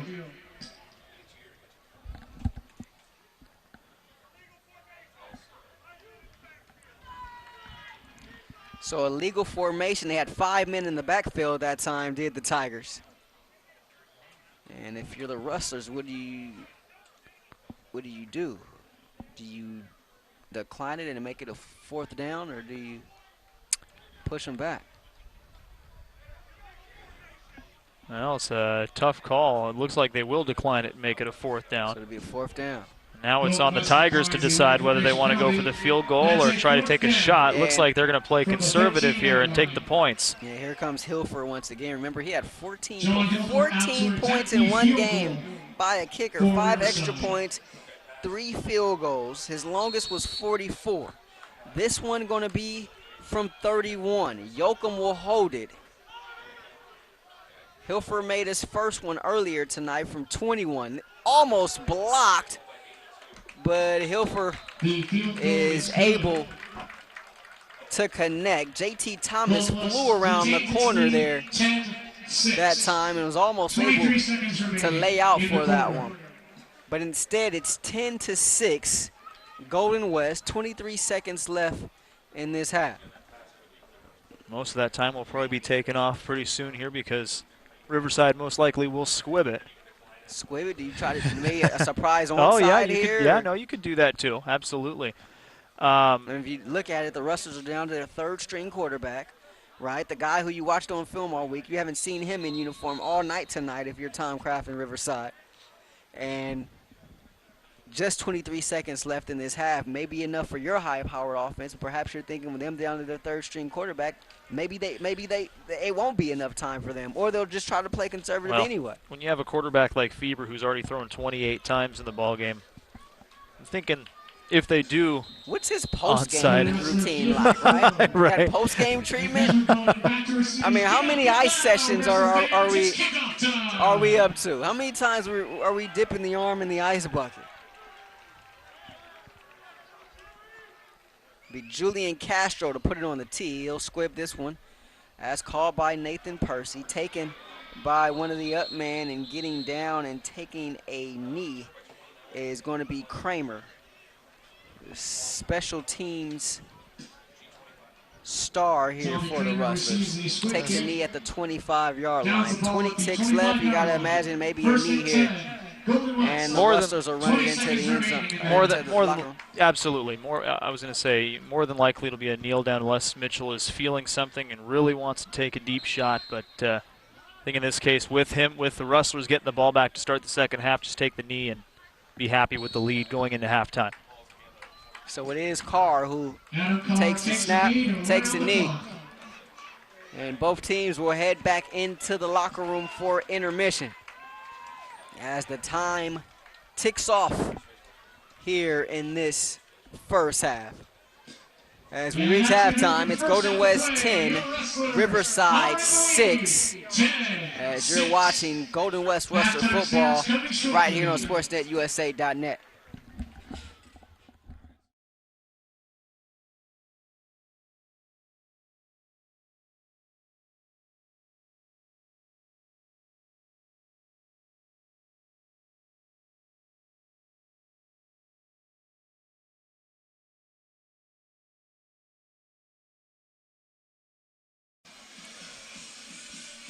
Welcome back to LeBard Stadium on the campus of Orange Coast College. Second half about to get underway. Rahshaun Haylock alongside Nathan Percy. Couple quick first half stats for you.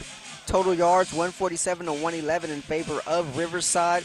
Time of possession, 1854 to 1106 in favor of Golden West.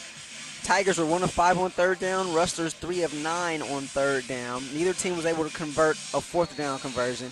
Both teams were 2 of 2 in the red zone. Rustlers did run more plays, however. 42 total plays to Riverside's 33. Adam Carr, 3 of 9, 57 yards. Angel Matute, 8 of 5, 45 yards. And Sheldon White with a first half for him, 4 catches for 51 yards. Here's the second half kick. And we are underway for the final half hour of this one. Gabriel Ford takes it forward with some space. A spin move at the 25. Hit from behind at the 30 and down at the 31. Goes down to the 31-yard line. You talked about it at the half, partner. So far, through the first half at least, no Vance, no problem. What's been the key? I just think that these two quarterbacks have protected the football for the most part. If nothing is showing, they're making smart decisions by either throwing it in a place where nobody can catch it, or tucking the ball and trying to get a couple of yards out of it. And they've been making, they've been pushing the ball forward just about every single play. Before the Rustlers could get going, there's going to be a false start. False start called on Golden West. They're going to charge. Ball spotted at the That Chris Alvarez is going to be the guilty culprit there that time. 1st and 15 Rustlers, not the way you want to start the second half. In case you're just joining us, no Adam Vance. Vance was thought to have broken his elbow, as it was announced by Nick Mitchell on the Rustlers Review earlier this week, as the Rustlers hand the ball off to start this second half. Vance would get a second opinion, and they say it may just be inflammation. Goes down to 29-yard line. And he may need to get his elbow drained, but no ligament damage. You got a second opinion, got an MRI, and that revealed no ligament damage. So they're hoping now maybe he can come back sometime this season. They're thinking maybe within that 4-week span, perhaps. Meanwhile, here's Carr. They set up a screen. Carr throws it wildly as he was hit as he threw, and that one was thrown too high, but the pressure was applied there that time by Underwood. Yeah, Underwood got free from the near side and was just mere millimeters away from coming down with a sack there. Carr noticed it the last possible second and threw. Not one of his better decisions, but again, threw it in a place where only his receiver would be able to come down with the ball if somebody comes down with the ball. 3rd and 12. The 29-yard line of Golden West. Flowers in the slot near side. They get a Tiger to jump once again. Carr throws it up this time over the outstretched arm of the intended receiver. Kilgore on the far side. He was locked up over there with Crenshaw. Incomplete, but pardon me, that was Deese, the intended target.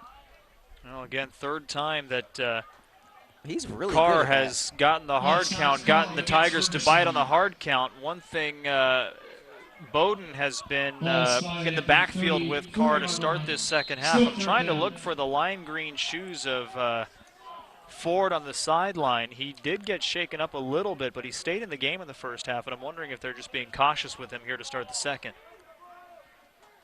Well, he returned the opening kickoff of this half. I think I'm spotting him over on the right side there. Here's Carr stepping up in the pocket, climbing that pocket, as they say, going to tuck it and run. And he goes towards the middle of the field and dives, going to pick up enough for a first down. So how about that, a 7-yard pickup on 3rd and 7 by young Adam Carr. And it's going to bring up enough for, whoa. They mark him just shy. So I misspoke. Yeah, it's going to be 4th and about inches. It looked like, if anything, they had to get to the 41-yard line, and it looked like they were either going to spot it at best right at the 41-yard line, maybe just a bit short. They just need to get that nose of the football a couple, like a centimeter. Nick Mitchell not going to take any chances. Can't say I blame him, but 4th and inches here. We talked about Manu Hudson Rasmussen in the first half. They're going to fake it. Fake goes to the up man, and he picks up enough for a first down. And that was Manasseh so there. That was Manasseh there that time. They needed inches, and he picked up 5 there that time. It's going to be a 1st and down for the Rustlers. I was talking about Hudson Rasmussen. He was back to receive that punt, had Conway kicked it off, but it was Manasseh with the fake. Well, you had to wonder if that was something that Mitchell was going to think about, especially with Riverside, putting a couple of men back to block 4 Rasmussen just in case it did go that far. But, boy, smart move there by Mitchell. 4-yard gain, or almost 5-yard gain for the first down. First 4th down conversion on the night, too. For either team, as Bowden tries to get it around the corner. And he lost a yard there that time. Desmond Bowden, freshman out of Plano East High School in Texas. Riverside's got some pretty quick members in that front 7, especially on that defensive line. They just push the pile over to where the running back's going, and eventually somebody gets him down before he gets back to the line of scrimmage. Some big boys, but they can move. Approaching 12 to play here in this 3rd quarter. Holland split wide to the bottom of the screen. Flowers and White on this near side. There's going to be a false start on the Rustlers once again. Looked like everybody moved but the center. Center may have forgotten the snap count there that time, which is weird because Carr was in the gun. Especially those outside guys, they aren't supposed to move until they see the ball, but everybody went. Yeah. So they lose 5, and after the loss of 1 on first down, makes it a 2nd and 16. Those little miscommunications, unfortunately, can be very costly here, and now it puts Golden West in another interesting predicament. Not doing themselves any favors here. Not sure how many times you can dial up the fake punt, as Bowden gets nowhere. No gain on the play. 3rd down. Now this Riverside defense, that front 7 again, has been very strong for the Tigers this evening. Holding Ford to 19 yards rushing. Adam Carr had 12 yards on the ground on 5 carries, and 8 to Matute. Kupka and Isaiah Flowers combined to make that last stop. 3rd and 16, 11 minutes left. 3rd quarter. Bowden's still in there. They roll the pocket this time. Carr stops. Not going to be able to escape this time, as it's going to be Bagner, the swift defensive end. Sophomore out of Mayfair, 2 sacks last week. And you can add this to his total on the season. Forces a 4th and long as the Rustlers lose 10 on that play. Yeah, he just flat out overpowered Chris Alvarez on the right side. Blew by him basically to get to the quarterback, and unfortunately for Carr, usually he's facing that direction, but because he was rolling out against his body, did not see him coming until it was too late. Say high punt, but very short. Rustlers hoping to get a bounce. They do get a favorable roll, but not nearly as much as they would have hoped. as it's down at the 37-yard line At the 37-yard of line. Brings up first and 10 Riverside. First down and 10 for the Tigers. Returning is Ian Fever, 17 of 25, 123 yards and an interception in that first half.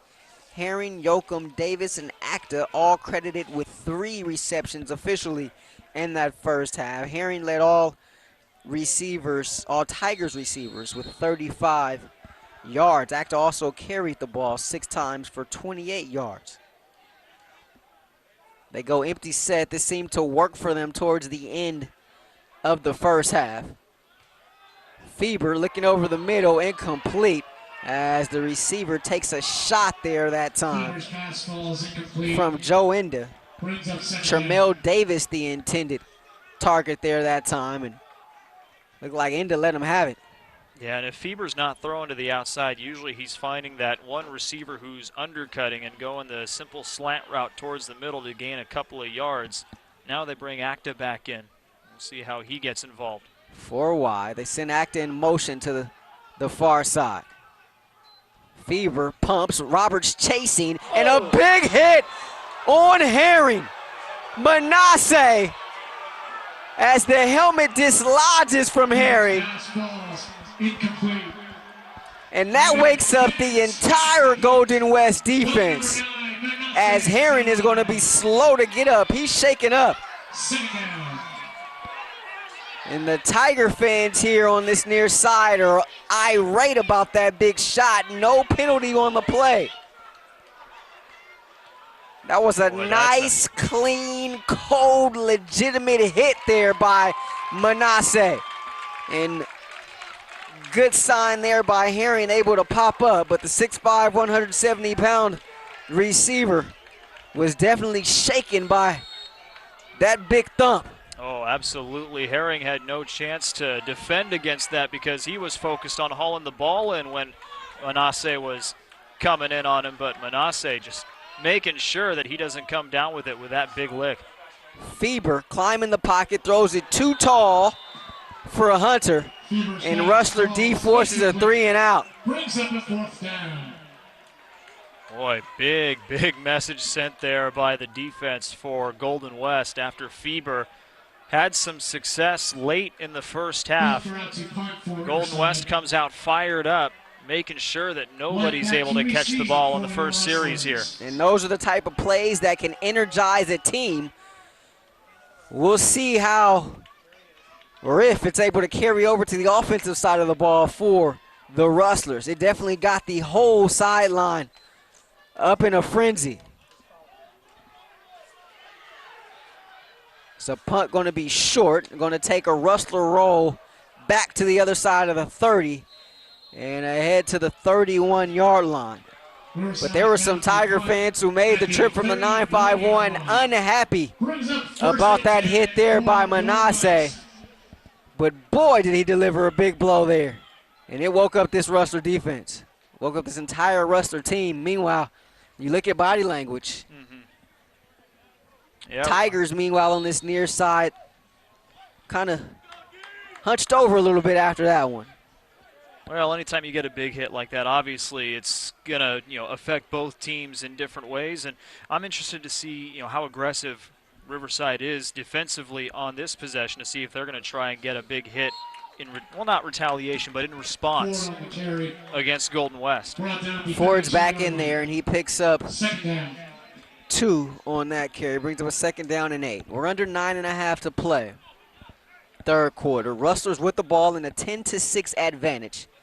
As you're watching Golden West football right here on SportsNetUSA.net, Rahshaun Haylock alongside Nathan Percy. Van Vu providing all the spectacular visuals for you. Ed Ford manning the controls. Don't forget about James Flynn upstairs.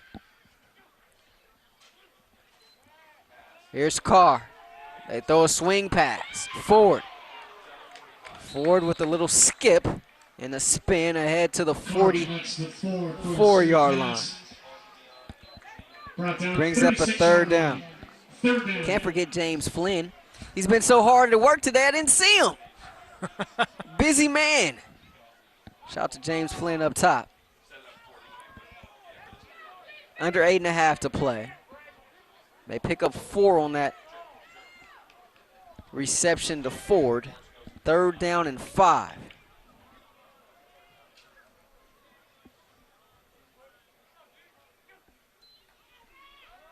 They keep it on the ground. Ford, with as much space as he's seen all night, is able to drag a defender across that 1st down marker and ahead to the 44-yard line. And just about every time Carr has completed the handoff to Ford on that option, you see him pump faking afterwards just to try to get 1 or 2 defenders to move slightly away for a second. And even that 1 second could allow Ford another yard or 2 at the end of that run. Nick Underwood, the Tigers' Mike linebacker, on the wrong side of that Ford run, is going to hobble off the sideline on this near side. They give it to Ford once again. Ford with a speed burst, tries to get on the outside, upended at midfield, but he picks up 8. Brings up a 2nd down. So you start to see those legs turning a little bit faster here for Gabriel Ford in this 3rd quarter. And you're starting, like you said, perhaps that, the Tigers with their, shoulders slumped a little bit after that big hit, maybe a step slower on the defensive side during this drive, allowing Ford to get a little bit extra space in the seam 2 plays ago, and this time to get to the outside. Growing up in Alabama, he said in Pop Warner they called him Deuce. Can the Deuce get loose here for the Rustlers? Play fake. Carr looking to go up top. Incomplete. Crenshaw there draped all over the wide receiver, Deese. Brings up a 3rd down. Well, for a second there, it looked like Crenshaw had stopped in his coverage, but he got back up on the receiver at the last second, and Deese with a desperate fling of the right arm to try to haul that pass in at the last moment. Deese is a guy that his coaching staff thought long and hard about redshirting, but glad that they didn't. Made himself a little bit more valuable last week with that touchdown pass, but even more so when they turn on the film and they see his blocking ability on the outside. They give it to Ford, but nothing doing. So on 3rd and 2, Ford gets stopped for no gain. And if you're Nick Mitchell, is there a decision to make? I think you just go ahead and kick this one away, right? 3rd and 2 from the Tiger 48-yard line. 6:44 to play here in this 3rd quarter. Yeah, I agree. Clock has stopped momentarily. Not sure why. They put it back in play, though, however. See if you can pin him. See if you can pin him deep and put a little bit more pressure on Feber to get the offense out from deep within their own territory. But obviously, Riverside had that 3rd and 2 play sniffed out from the get-go. They collapsed on that pocket and gave Ford nowhere to go with that football. Here's Malik Yoakum, had -7 yards on kick returns last week. Nobody returned a punt for these Tigers.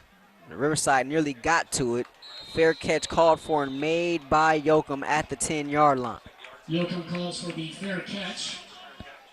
Ball spotted at the He's a 10-yard young man line. that can dance out of Upland High School. Malik Yoakum, he catches the ball in open field. He can be dangerous. And so far the Rustlers have been able to contain him in that area, whether it be him in the slot or in special teams like we saw just there. 6:13 to play. Don't forget, Golden West Rustler Football on SportsNetUSA.net, brought to you by Miller Toyota of Anaheim. Miller Toyota of Anaheim offers both military and college grad rebate programs on the web at MillerToyotaofAnaheim.com. Located at the 91 and Euclid, Miller Toyota of Anaheim supports college sports and education. You look at that receiving core for Riverside, you see a lot of athleticism. 6'5", 170, 6 foot, 170, 6'1", 190. Yeah, they got some dudes. They play fake to Acta. They find Davis in the slot, makes a couple of men miss. The slippery 5'10" receiver finally taken down at the 21-yard line. A pickup of 11 and a 1st down for the Tigers. Complete to Davis. And again, they're not afraid, even though they are a little slender, not afraid to catch in the middle and absorb contact, as Davis was right there, and he's got the ability, as you've seen, to make guys miss. Talk about a player with a chip on his shoulder as well. He was the recipient of a big hit earlier in this second half as well. Not as big as the shot that Herring took, but the Rustlers roughed him up a little bit as well. They give it to Acta. Oh, Feber keeps it. Acta took a huge shot. Feber running for his life, going to be sacked back at the 10-yard line. Was that Roberts who chased him down? It looks like that was it. Corey Garcia, actually, partner, getting there to him. So Garcia was there, Enda was there as well, but they bring Garcia off the corner, and he was able to track down Feber. And a huge loss there. A loss of 11. Second down and 21 now. Boy, all that progress from the first pass to Davis was lost right there. I'm surprised Feber didn't try to find a receiver to throw it out of bounds nearby just so he could keep the ball at the 21. They give it to Acta and a speed burst to that second level ahead to the 17-yard line. Goes down to the 12-yard line.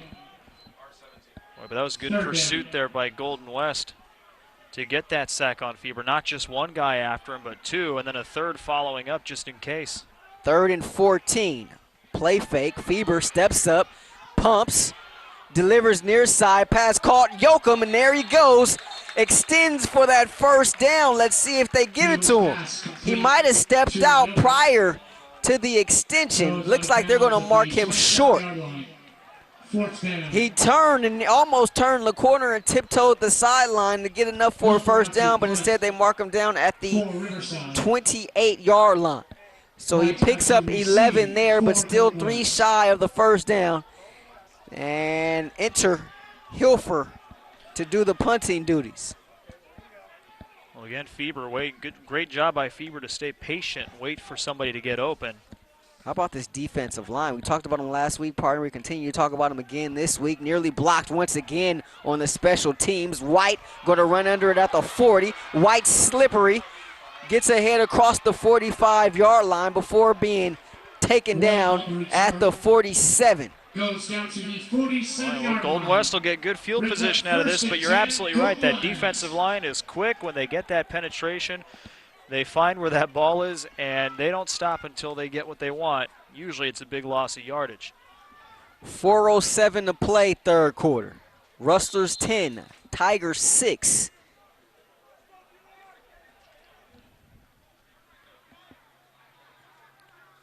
Matute back in there at quarterback for the Rustlers. He had some success towards the end of the first half.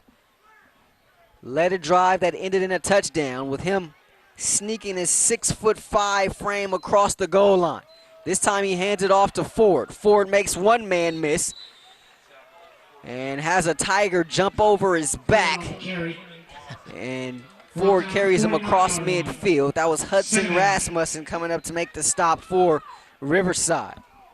Usually when a Tiger jumps on your back, it's over pretty quickly, but Ford drew that one out Not a little with Ford. bit and kept those feet moving and got an extra couple of yards out of it.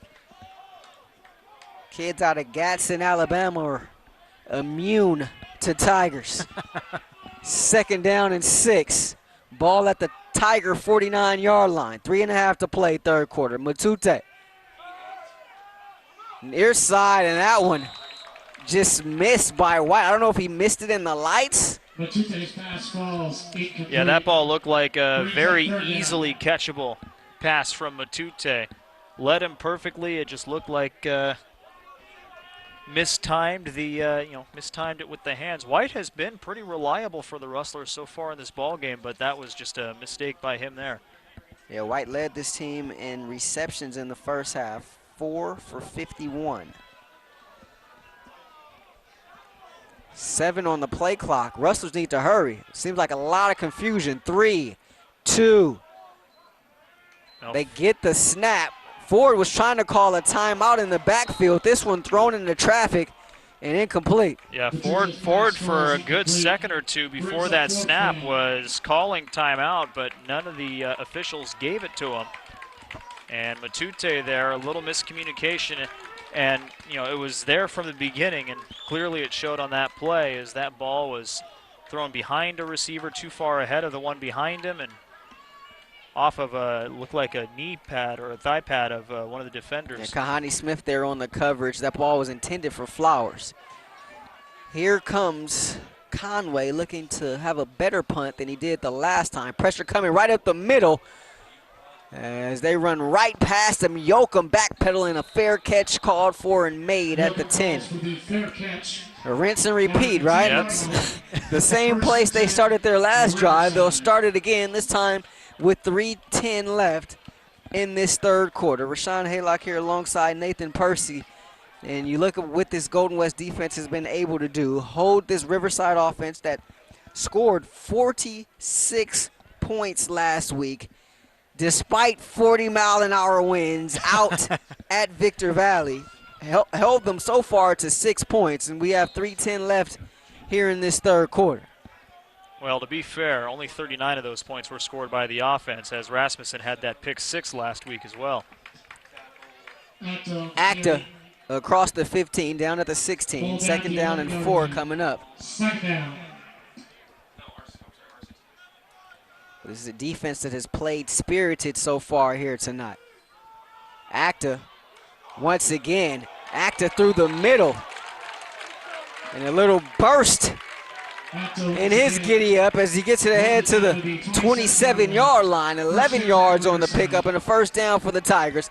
And you see tempo once again from RCC. Well, Feber has been throwing the ball so much that when they give it to Acta and let him start running, all of a sudden Golden West is having to adjust to get back inside. And this time they give it to Allen, and Allen with a similar result as he picks up 7 this time. 2nd and 3. We're under 2.5 to play. Third quarter. 3 rushing plays, and it's netted them a total of 23 yards so far on this drive. Again, just a change in offensive strategy here, and now Golden West is having to adjust. They're trying to open up the passing game a bit for Feber here on this drive. Feber, pressure coming, throws it near side. Herring, jump ball, dislodged by Garcia. The all-league cornerback from 2015 was able to dislodge the ball there by Herring, despite a 5-inch height difference. Yeah, Garcia climbed the ladder. I was just going to say, Herring has 5 inches on Garcia, but Garcia had the inside track, and he blanketed Herring throughout that route. Really played that route well. Garcia, no interceptions officially on the season, but they took one away from him last week. Over the middle, pass caught, and that's Brown. Bounces off of one defender. And near midfield at the 46-yard line. Pickup of 13 and a first down as you start to hear some chants from the Riverside faithful who made the trip from the 9-5-1. Yeah, that's a big missed tackle there by Trevin Kahunanui. That gave Riverside about 5-6 extra yards at the end of that play. 1st and 10, 4 wide for Feber. Allen takes the carry. And a shoestring tackle made there that time by the linebacker. That's Toa Leuta.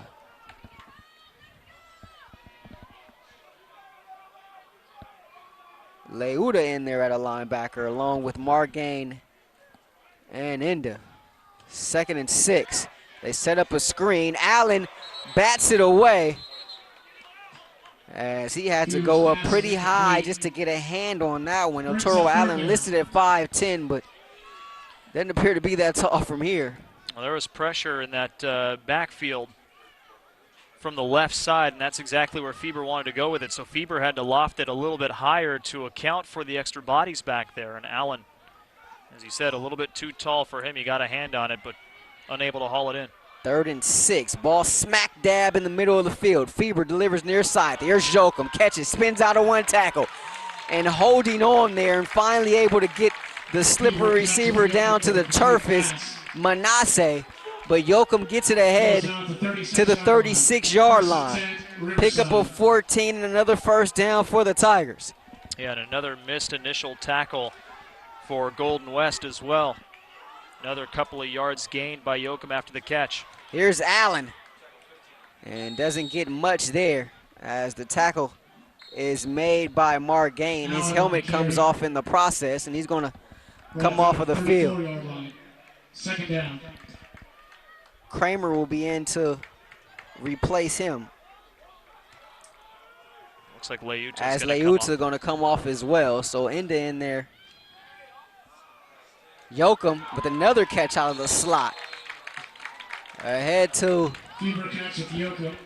the 22-yard line. So another 14-yard pickup. 1st and 10, Riverside. We've seen Riverside do this before. They've gotten deep into Rustler territory, but have had to settle for 3 a couple of times. A couple of other times they turned the ball over. What did they do this time? There's going to be a timeout taken by the Rustlers. 11 seconds left in this third quarter. And it's the first charge timeout for the Rustlers here in this second half. So they'll have 2 left. Riverside has all 3, in case you're wondering.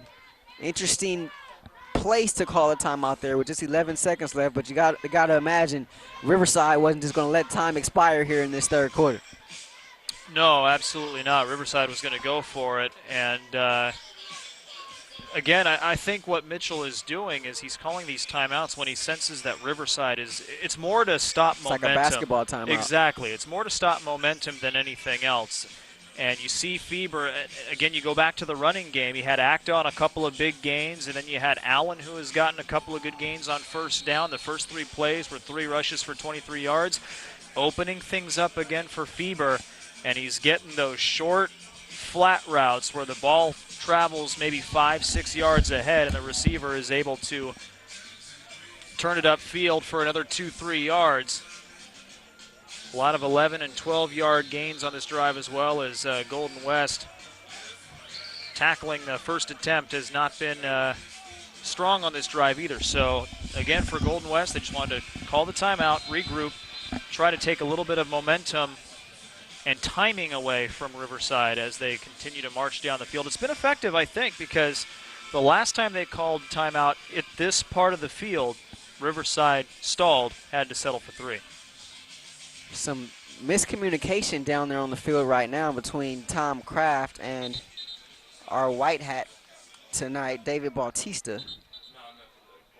I almost thought the Tigers were going to take another timeout there, but they didn't. So first and 10 from the 22. Ian Feber, 19 of 30, 145 yards and an interception tonight. Has 3 receivers to the far side. Looking over the middle, this one, oh, nearly intercepted. It went in and out of the hands of Acta. Feber's pass falls incomplete. Looked like Margain had an opportunity there. Was it Margain? I thought it was Manasseh coming in from the safety position. It batted off the left hand before he had a chance to react to it. He was coming up for the hit and didn't even notice the ball was about to hit him in his thigh. He was focused on the wrong thing there. 4 wide. Feber. Near side, incomplete. Well, that's a catch you need to make over there by credit Corey Garcia. Hunter. That was Hunter, the intended receiver, but as soon as the ball got there, so did Corey Garcia, and really gave Hunter no chance to make that catch. He's solid. I mean, you remember his play last year. Absolutely. Just how good he was for these Rustlers. 4 interceptions last season. Leading returning player in that category on the team. They put Yoakum in the backfield and motioned him out to the far side. This one batted down and deflected, now intercepted by the Rustlers. Coming back the other way is Margain. Margain at the 10, at the 5. Touchdown, Rustlers!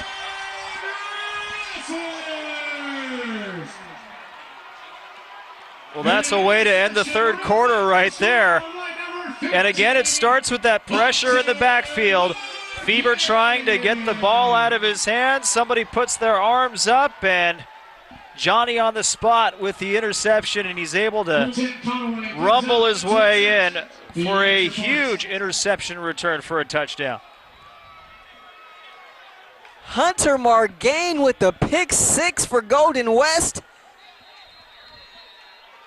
Boy, I'm not sure who got the hand on it originally to bat that ball into Margain's hands.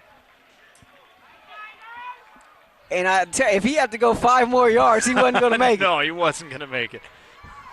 Good thing for him, a football field is only 100.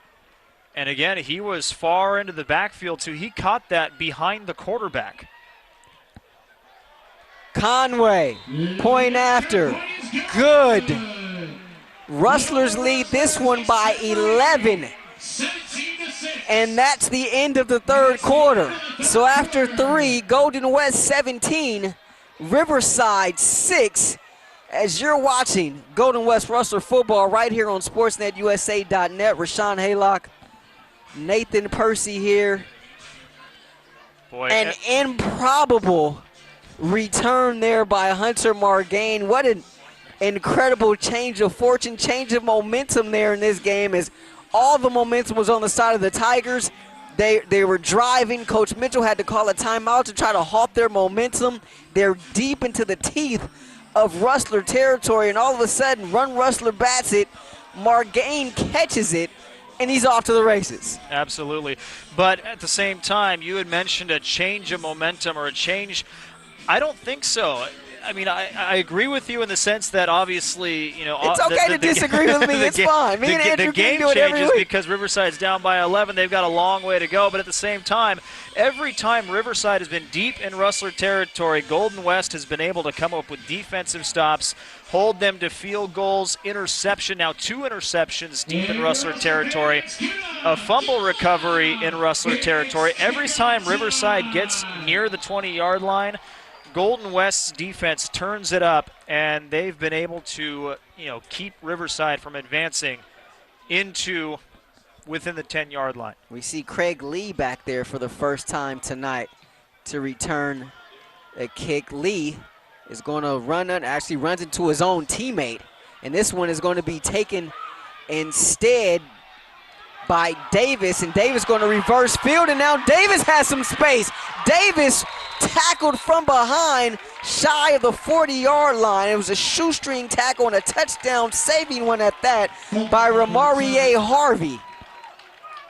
Runs his way out to the 40-yard line. Boy, at first I thought he had no shot at getting past the 20-yard line. Thought he had no shot at getting past his own teammate. Craig Lee almost tripped over him. But, boy, what a true showing of patience there, waiting for an opportunity and taking advantage of it when it arrives, as Golden West will take a quick timeout here at the beginning of the fourth quarter. Can't say I'm surprised by that timeout. Rustlers take it with 14:49 left in this fourth quarter. It's their second charge timeout of the half, so they'll have one remaining.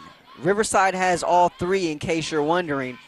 There was some communication there. However, you're talking about a tired defense that was getting ready to scamper back on that field. Yeah. And probably no one more tired than Hunter Margain, who just returned that interception for a touchdown. So I'm sure there's a lot of huffing and puffing and grabbing on the waist and the knees over there in that Golden West defensive huddle as they huddle around defensive coordinator Nick Mitchell, who also just happens to be the head coach of these Rustlers. His first season as the defensive coordinator. I remember a couple years ago he was the offensive coordinator for this team. So he just, it just kind of gets in where he fits in. Just trying to build this program one brick at a time. And wherever you need me to be, I'll be, because he hired himself, right? So it was not ideal, obviously. The defensive coordinator by title technically is Wes Choate, which we found out earlier on this afternoon talking to him. Defensive coordinator and recruiting coordinator. Choate was the offensive coordinator last season. Boy, some well-rounded coaches here at Golden West. Feber to Yoakum, and Yoakum sandwiched at the 46-yard line. So you look at the linebackers. Kahuna Nui is in there, along with Kramer, and also David Aldapa. So all backups with the exception of Kahuna Nui, but Kahuna Nui is in there at a mic, which he's a backup at that position. Let's give those starters a bit of a break on these first couple of plays after Feber working so hard. passed off the hands of Yoakum. Thankfully for them, no Rustlers in the vicinity, but brings up a third down. Yeah, right now Riverside might be playing a little bit rush, trying to make up this 2-score deficit. Feber hands it off. Here's Allen with space. Allen going to be tackled at the 45 of Golden West. Nice open field tackle there by Manasseh, but it is enough for a first down for Riverside. So first down and 10 as you see a host of black jerseys run off and a host more run onto the field. as they try to sub in and out quickly. Here's Allen trying to get to the outside, and he's tripped up. Nice job there that time by the tired one, Margain. Didn't look fatigued there. No, all these guys need is maybe 2 or 3 plays, and they're good to go Right, again. they're young, right? Absolutely. We learned earlier that they're young, they're limber. They don't need a lot of time to stretch. As the Rustlers, they bring 2 buses over here from campus. More on that in a second. Here's Feber throwing, nearly picked off by Garcia.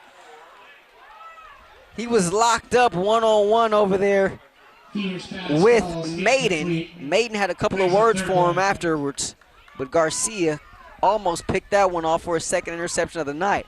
The offensive bus had some mechanical issues, so was late getting here. They didn't get here until about 4:55 for a 6 o'clock game, as this one goes off of the hands of Yoakum out of bounds. Garcia took a spill behind the play. He's able to get up, hands on his hips. He looks to be a little bit tired as well, as that'll bring up 4th down. So the Rustlers, they allow 1 first down, but they pick up a stop. So 4th and 9 on the 44 of Golden West. Of course, you got to watch out for a fake here in this area of the field. White will be back to receive the punt. He's standing on his own 20-yard line. Maiden still, Maiden was targeted once in that drive, but still without a reception tonight. He caught 4 balls last week, but two of them were touchdowns. And hold everything. Delay a game. So they want a little bit more room for Hilford to try to get this punt off. If you're Golden West, do you decline it? Nick Mitchell's going to accept the penalty. So the Rustlers will accept the penalty. Makes it a 4th down and 14. That'll move the ball back to the 49-yard line of the Rustlers. What a game here tonight. Not exactly what we were expecting. No, not at all. But it's turned out to be a dandy as Hilfer gets this one off. It's going to roll out of bounds at the 24-yard line. So you talk about 4-minute offense, right? Maybe a little bit early to go to that. 13-13 left in this game. What do you think? I agree. I think maybe a little bit early. See if you can, with the way this defense has been playing, I think it's only right to at least try one more time to reward them with a little bit more cushion here in the 4th quarter. But we'll see what Nick Mitchell and the coaching staff decides to do here. Looks like Matute is back out as the signal caller here for Golden West on this drive. Ford is back there with them in the backfield. 3 wide receivers. 1st down and 10 from the 25. Play fake. Matute going to keep it himself.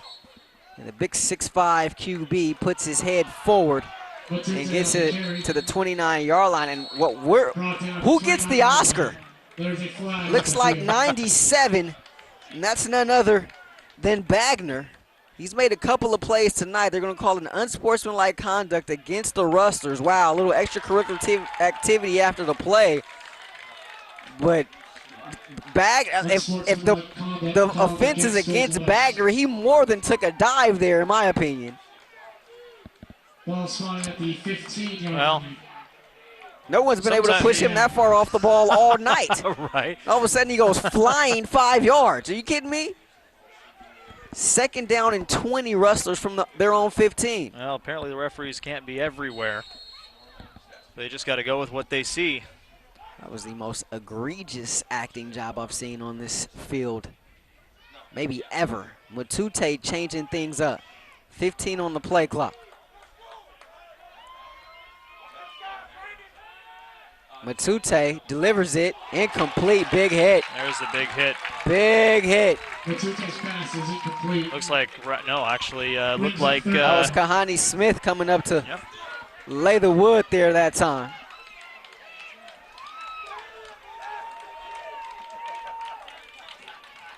And that'll Smith trying to make up for the hit earlier in the ball game by Manasseh on Herring. That got Golden West fired up on the far sideline. That was back in the 3rd quarter. They'll stack the receivers to each side on 3rd and 20. I'm sure this one is not going to see the air at all. Maybe it will. Matute, now he's going to keep it, going to run, throw it on the run, and was that a catch? No, it looked like it was deflected out there on the far sideline.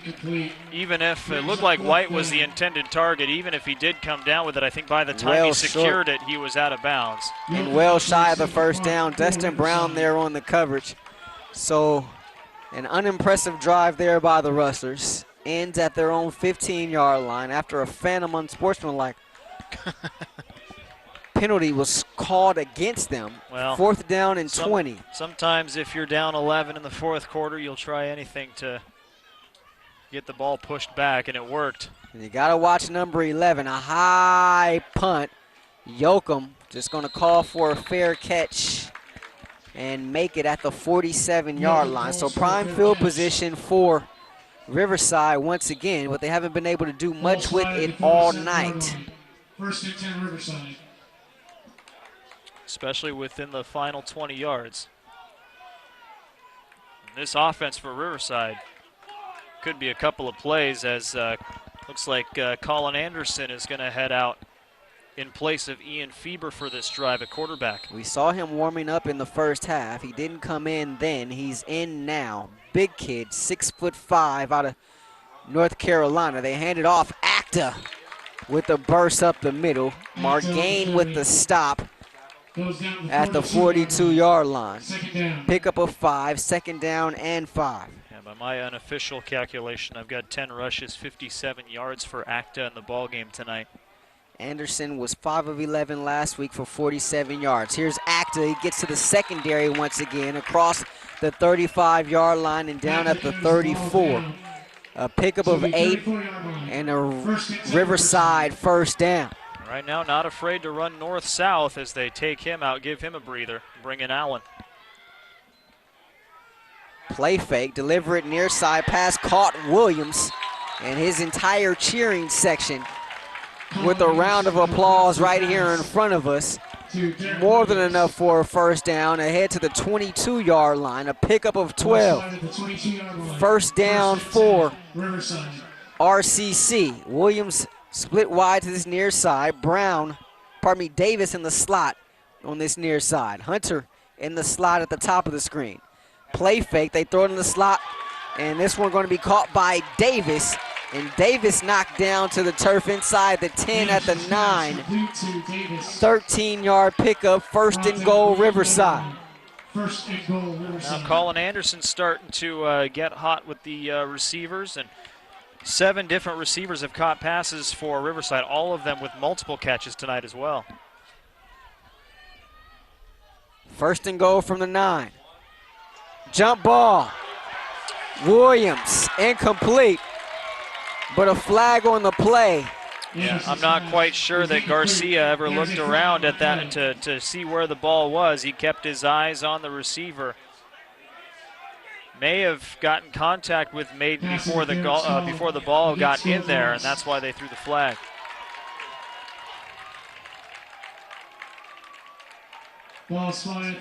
So Garcia gets called for pass interference. It was in the end zone, so they'll spot the ball at the 2. 1st and goal.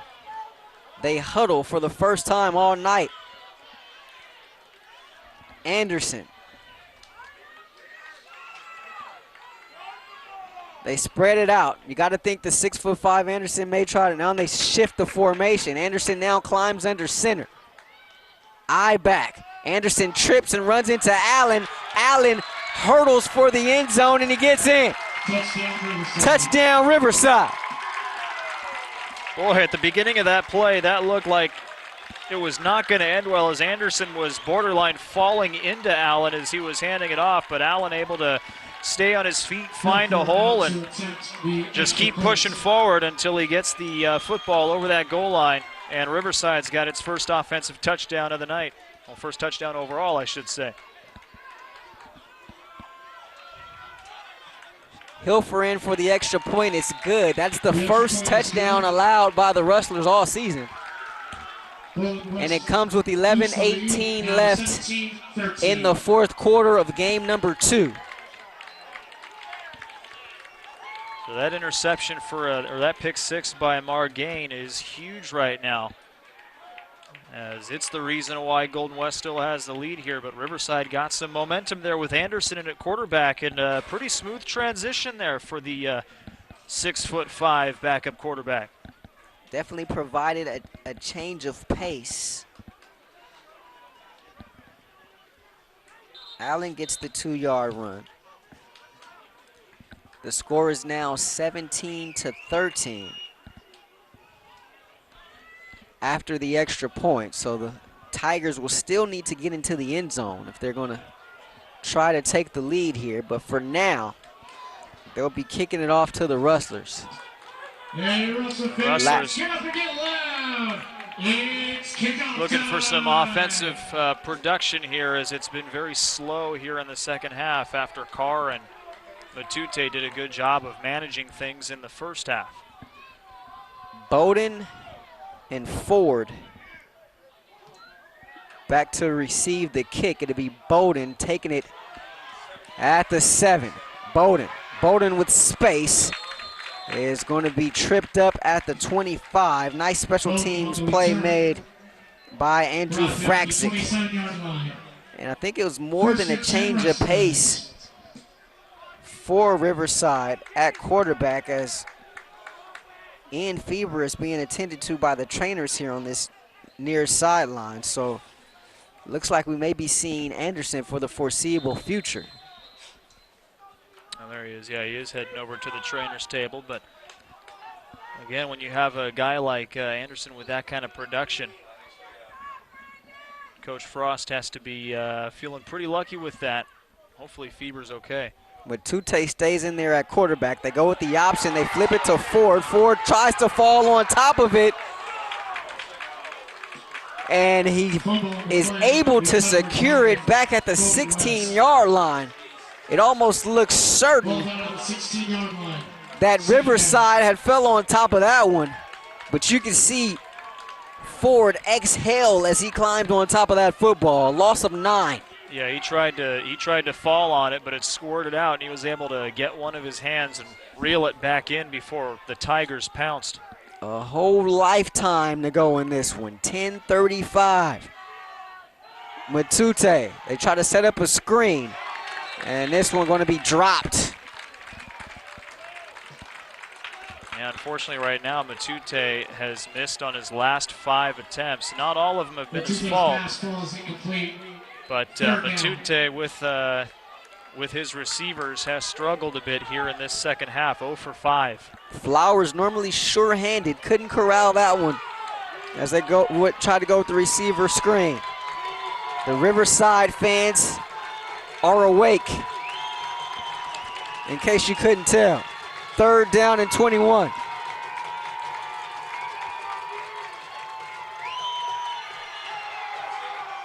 Screen, Ford, 20-yard line.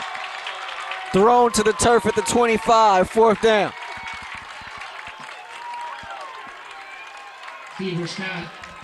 Oh, good gain. That was what they were hoping for on 2nd down.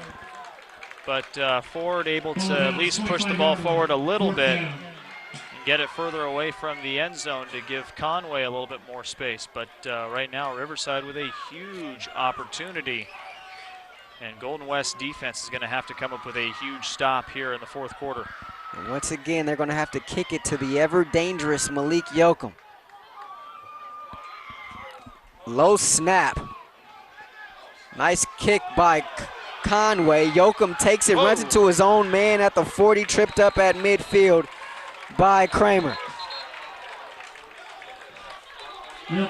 Boy, there's a flag back. Daryl Mosley upended by unintentionally by Yoakum. Flag back at the 12-yard line. Looks like it's going to be running into the kicker against Riverside. Where's that going to put the ball?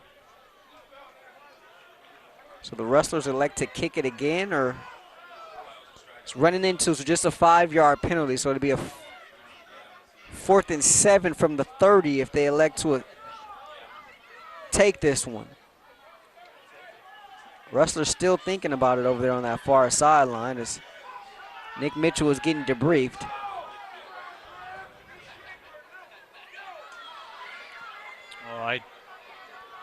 And you see the new official-to-official communication at work as our white hat is standing at the 19-yard line, and his cohorts are all the way over there on the far sideline. So looks like Conway's coming back out. And I would say that's a pretty smart move because again you had Yoakum who was able to return that ball to midfield. There's a potential that Conway gets a good kick, and the coverage by Golden West could be a little bit better on this one. Perhaps Yoakum might fair catch it. He's a little bit further in Riverside territory. Yoakum back at his own 36-yard line. So they put the ball at the 30. 4th down and 7. We'll do it again.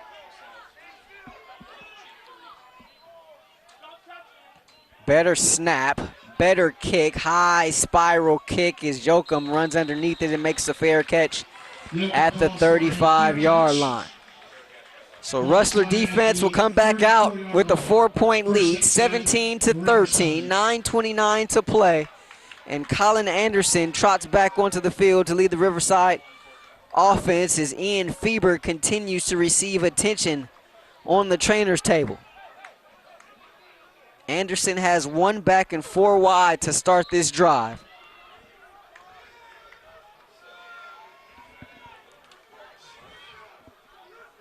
The back is Acta. He gets it. And Acta ahead to the 42-yard line. 7-yard gain on 1st down. 2nd and 3. Acta's been huge in this second half in terms of opening things up for the quarterbacks. And there's a Rustler down.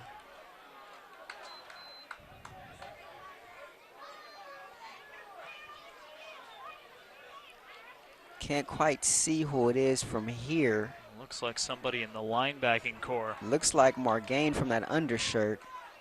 It is Margain. And it is. As he pops up, Coach Mitchell will come check on him. And Margain gonna be able to walk himself off of the field. Looks like it's something with the right hand or the right wrist. He keeps shaking it. Maybe even the shoulder. And they're pulling on it right now on the sideline. 2nd down and 3 for Riverside. Play fake. Davis in the slot ahead to midfield. 8-yard gain and another 1st down for Riverside. So far, Anderson's come in and he's 3 for 3, 34 yards. Anderson grew up just in the shadows of Duke University, Durham, North Carolina. 6'5", 210-pound sophomore. Acta takes it, tries to get it on the outside, but there he runs into 3 black jerseys led by KT Iakopo. Down at the 48-yard line. Also there was Diaz, in addition to Sagapolu. Yeah, right there, the defensive line won that battle in the trenches and was able to wrap up Acta before he got going. Defense wants to limit Riverside on these 1st downs, put a little bit more pressure on Anderson as his drive continues. Maiden and Brown near side, Herring and Hunter far side. Anderson with time, steps up over the middle, in and out of the hands of Hunter. One-on-one coverage there that time with Posey. Yeah, and Hunter had the step there. That ball just a little bit out of his reach, led him a little bit too much, did Anderson, but another Golden West lineman on the turf at the 46-yard line of Riverside. Training staff already signaling to the bench, we need 2 out here, as in 2 bodies, to help their injured teammate get off the field. Appears to be grabbing his left knee. Can't see who it is right now. That's Damon Roberts. Yeah, I was wondering. I didn't see that one along the defensive line. That would be a huge blow for Golden West because we know how valuable he's been on the defensive line over the course of these first 2 games. Huge. And we talked about it last week, just the strides he's made, not necessarily on the field, but personally. This was a guy who was kind of a loose cannon last season. I had officials walk up to me and tell me how much he talks on the field. But he still kept that competitive spirit with the trash talking and whatnot, but it's kind of simmered down a little bit. Has become more of a leader this season for this defense, especially along the defensive line. And it's gotten off to a whale of a start here through these first 2 games, and hate to see him being helped off by his teammates. Looks like he's going to deny the help and try to walk it off himself, but walking off very gingerly is the sophomore from Plano East, Texas. Yeah, and you knew he was going to have an impact on the defensive side this season when he had a couple of hurries and I believe a sack on the first 3 plays of the ball game last week against Glendale to open up the season. He was really the catalyst for the defensive energy that Golden West had throughout that game. 3rd and 9 from the Rustler 48-yard line. Anderson, play fake, steps up, near side. What a grab. What a grab there by Maiden. Enough for a first down, and careful. Could have got called for an unsportsmanlike penalty there, and he's getting an earful from the official near side. The damage is done, however, as he picks up 11. First down, Riverside. He's been waiting all game to make a catch, and so now that he finally had the football, he's probably sitting there going, finally. Allen tries to bounce it outside, makes a man miss, turns it upfield, still on his feet, the little bowling ball ahead to the 25-yard line. 12 hard-earned yards for Allen there that time. That's why you keep the feet moving as a running back. He absorbs some contact at about the 30-yard line, and even though he wasn't straight moving forward, he just kept those feet shuffling, and he was able to fall forward for an extra 5 yards. Just 5'10", 195 out of Elk Grove. Acta this time hitting the backfield, but breaks away in a second effort ahead to the 23-yard line. Boy, and that was Margain who had him in the backfield, couldn't wrap him up and bring him down. Acta's able to turn it into positive yardage. Only 2 there, but it's better than absorbing a 2-yard loss. Margain a little upset with himself after the end of that play. Anderson barking out instructions. Rustler defense on its heels once again here tonight. Trying to hold on to a 4-point lead. 6:45 to play in this 4th and final period. Anderson getting instructions from Tom Kraft near side.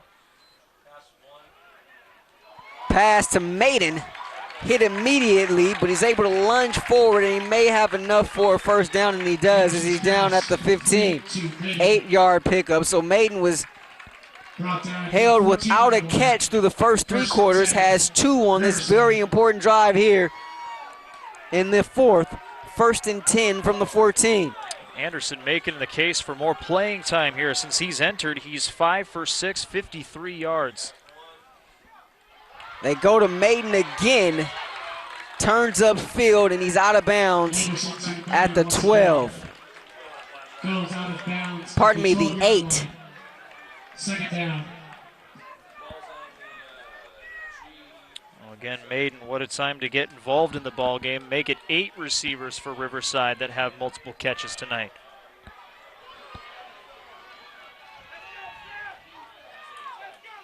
They hand it off to Acta, makes a man miss, makes another man miss, and scampers into the end zone. Touchdown Riverside as the Tigers take the lead, but there is a flag on the play.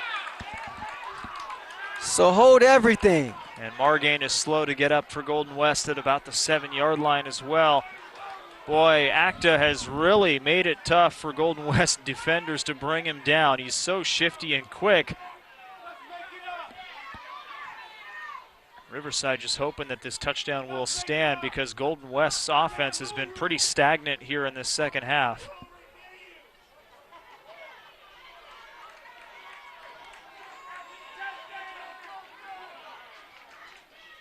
A lot of discussion here with the officials. A sportsmanlike conduct against Riverside. The touchdown stands. So the Tigers have the lead with 5:56 to play. 7-yard touchdown run from their talented tailback, Seth Acta, sophomore out of Vista Marietta. His second rushing score of the season.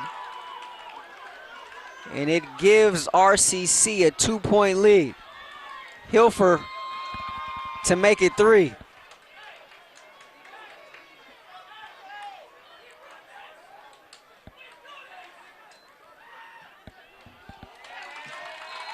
Extra point is good.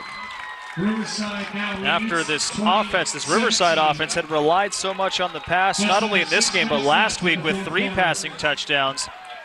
They're showing a new side here. Both of their offensive touchdowns have come on the ground, as Allen had a 2-yard touchdown earlier in the quarter. And now Acta with the 7-yard score. Riverside is showing they've got some pretty talented and quick running backs here tonight. But now all the pressure is on Golden West and the quarterbacks. Whether they bring out Adam Carr or Angel Matute, Golden West is going to have to engineer a drive, something that it hasn't been able to do so far in the second half. They should get good field position out of this with that unsportsmanlike conduct penalty affecting the kickoff here for Riverside at the 20. The Tigers a kickoff from the 20-yard line after the 15-yard penalty. 5:56 to play here in this 4th and final period.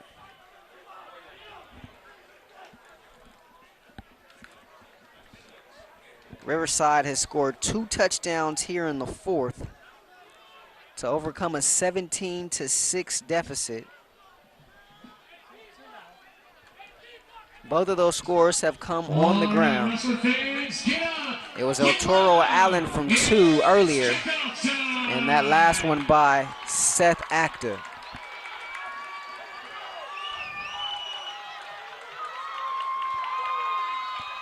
Castro to kick it off. Bowden will take it off a hop at the 19. He'll get it ahead to the 38-yard line. A late flag comes in. Bowden on the return, brought down at the 38-yard line. There is a flag on the field. Now, this is where these penalties are really costly. Late in the 4th quarter. And if it's against Riverside, this puts Golden West in much better field position. Big question is who's out at quarterback here for the Rustlers on this drive. Personal foul charge to the Tigers. Don't forget Golden West Rustler football on SportsNetUSA.net, brought to you by Miller Toyota of Anaheim, where service and parts is open 7 days a week for your convenience, located at the 91 and Euclid. On the web at MillerToyotaofAnaheim.com. Miller Toyota of Anaheim supports college sports and education. 1st and 10 Golden West. After the penalty, they'll start the drive on the 47 of Riverside. It'll be Angel Matute in there at quarterback. They stack the wide receivers on each side. Matute going to keep it himself. Runs it outside, picks up a block, puts down his shoulder, and runs through a Tiger defender before being taken down at the 40. And a late flag is going to come in as there's a Tiger slow to get up, and there's a Rustler with his arms in the air, and that could only mean one thing. If you got your hands up, it means you're normally guilty of something, right? That usually is the case because you're pleading with the referee and wondering exactly what it was you did. But boy, talk about that hit. Angel Matute absorbed and just kept going. He spun out of it. Got a couple extra yards. Unfortunately, it looks like it'll come back. Matute, 6'5", 235 pounds. Shaken up there that time was Breon Cook, the linebacker for Riverside. With his hands in the air was the center, Ofaloto, for Golden West. I'm thinking this may be against him. Actually, they wave it off. Oh, wow. So they waved the flag off, much to the dismay of the Tiger fans in front of us. So that'll stand as a 6-yard gain for Matute, a very hard-earned 6-yard gain. From the 41-yard line. 2nd down and 4 from the 41.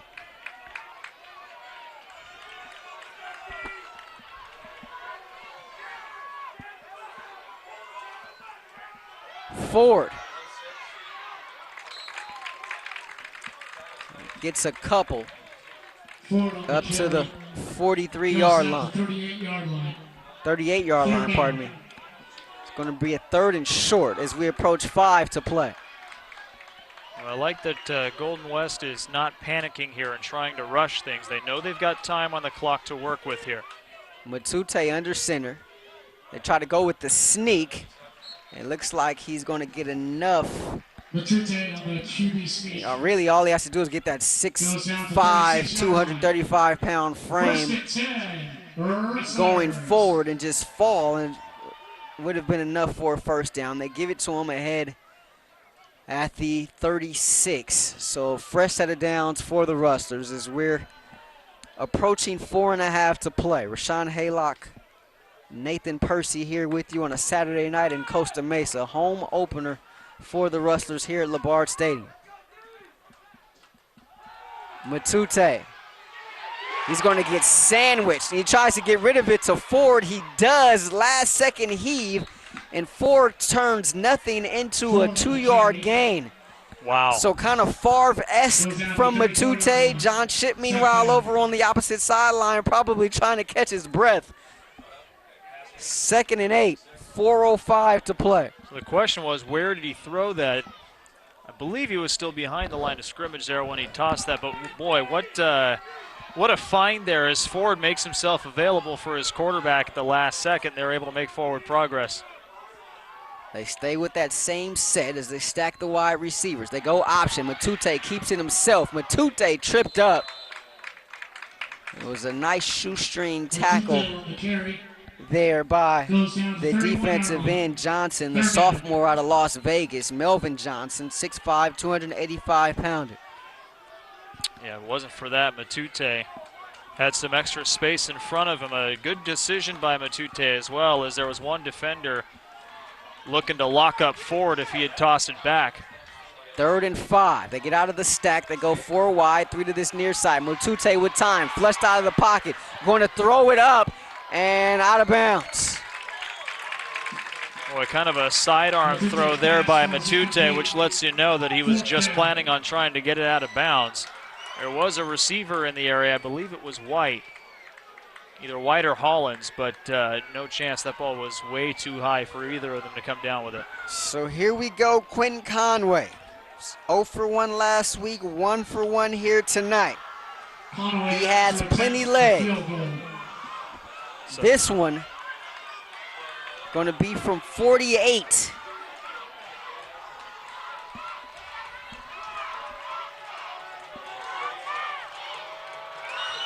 And Nick Mitchell going to call a timeout. interesting. Play clock nearly expired there. Golden West takes its final. That's That's the Golden last West timeout, yeah. It's their last one. That could be crucial coming down the stretch. I was wondering if Tom Kraft was going to take a timeout there for Riverside. So now pretty much with no timeouts and sending Conway out here for the field goal, this is pretty much it, right? If there is a miss, you won't be able to stop the clock at all defensively. Yeah, and Riverside will clearly stay on the ground with Acta and Allen, who have had success here in the second half. But Nick Mitchell, unfortunately, forced to ice his kicker there that time as the play clock was getting ready to expire. And they're getting ready to run into a similar situation. They break the huddle with 13 seconds left. Oh, they just put 25 seconds back on the play clock. Up. So that was the timeout clock. This from 48, far hash mark. Quinn Conway. It was tipped. Tipped at the line of scrimmage, no good. Field goal is no good. Not sure who got a hand on it, but the ball clearly changed direction. At the 31-yard line. First and 10. At the beginning of that, right after the ball left the foot of Conway. And now the defense is going to have a huge burden to bear on its shoulders to try to get a 3 and out here from Riverside without the ability to call a timeout.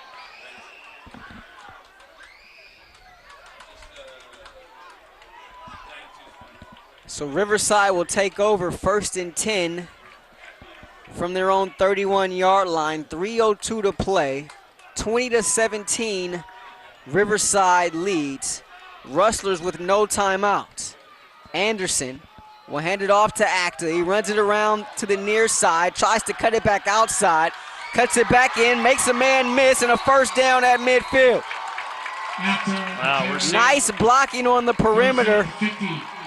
First and 10 Riverside. It looked like that was the wide receiver Brown. Eric Brown, the sophomore out of Summit. Fresh set of downs, 2:48 to play. seeing some good, as you mentioned, good blocking on the outside, but also a couple of missed tackles there too for Golden West. It's been a story this second half.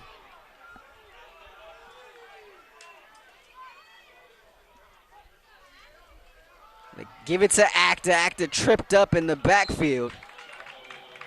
And that was Margain, the first to get to him. Yeah, Margain and Robert Orellano was back there as well for Golden West. So some good defensive penetration for the Rustlers on that first down play. But again, no timeouts, so Riverside can expire another 18 seconds before they run their next play here. 2 minutes exactly now in this one. 10 seconds as they go to the line of scrimmage. Anderson directing traffic. 5, 4. Gives it to Actor. He's going to get hit in the backfield, but there's going to be a flag. And I'm thinking it's going to be a against the Rustlers. Loss of a yard on the play. There is a flag on the field. Looked like Kahuna Nui on the stop of Act on that play, but we'll see what that call is.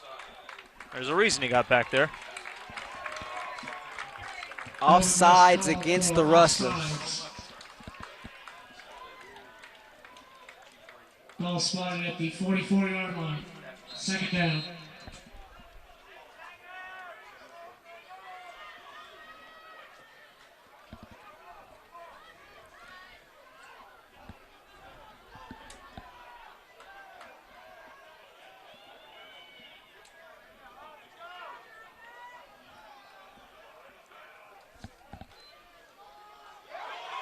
Hand it off. Allen makes one man miss as he spins out of an arm tackle. Gets enough for a first down, and that's going to do it. He carried Jason Thomas a couple of yards with him on that play, and Riverside doesn't need any more. 12-yard gain there by Allen. And that's pretty much all the doctor ordered, as Riverside can take a couple kneel downs and head on the bus and get out of here. Tom Kraft, in his 7th season as the head coach of RCC, has a tremendous amount of respect for Nick Mitchell and this Golden West program. Spoke with him earlier in the week, and he talked about the realignment, and he says it's not the right thing for these programs to try to go down a level and build their program back up and come back up with the big boys. And he said a prime example of that is Golden West and Nick Mitchell and what he's been able to do. Golden West arguably is a program that probably should have been down there with at the lower level, but Kraft said without a doubt it's because of Nick Mitchell that this team is able to compete at a high level against some of the top tier programs in the state. Anderson will take a final knee, and that's going to do it here at LeBard as time is going to expire. 13 second half points for Riverside. Final score of 20-17. All of them coming in this fourth quarter. For full game as they're able to escape please head over to Orange County with a win GWathletics.com. and hand Golden West their first win, Also, Press Enterprise their first for loss, Riverside. pardon me, Quarterback of the delivery season. right Final in score, the story. Riverside Impact 20, in tomorrow's Golden West Sunday 17. edition. We'll So step go ahead aside. and check Final that out as stats well. and analysis coming up Thank you for on the other coming side out of the and break. You're watching supporting Golden West Rustler West football right here on Have a great SportsNetUSA.net. evening.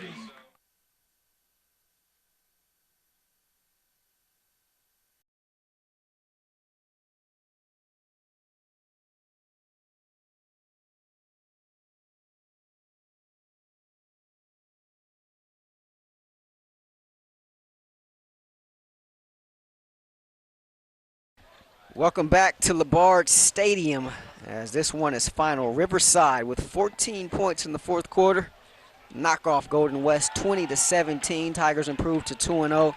Rustlers fall to 1-1 on this young season. Rustlers held scoreless in the fourth quarter.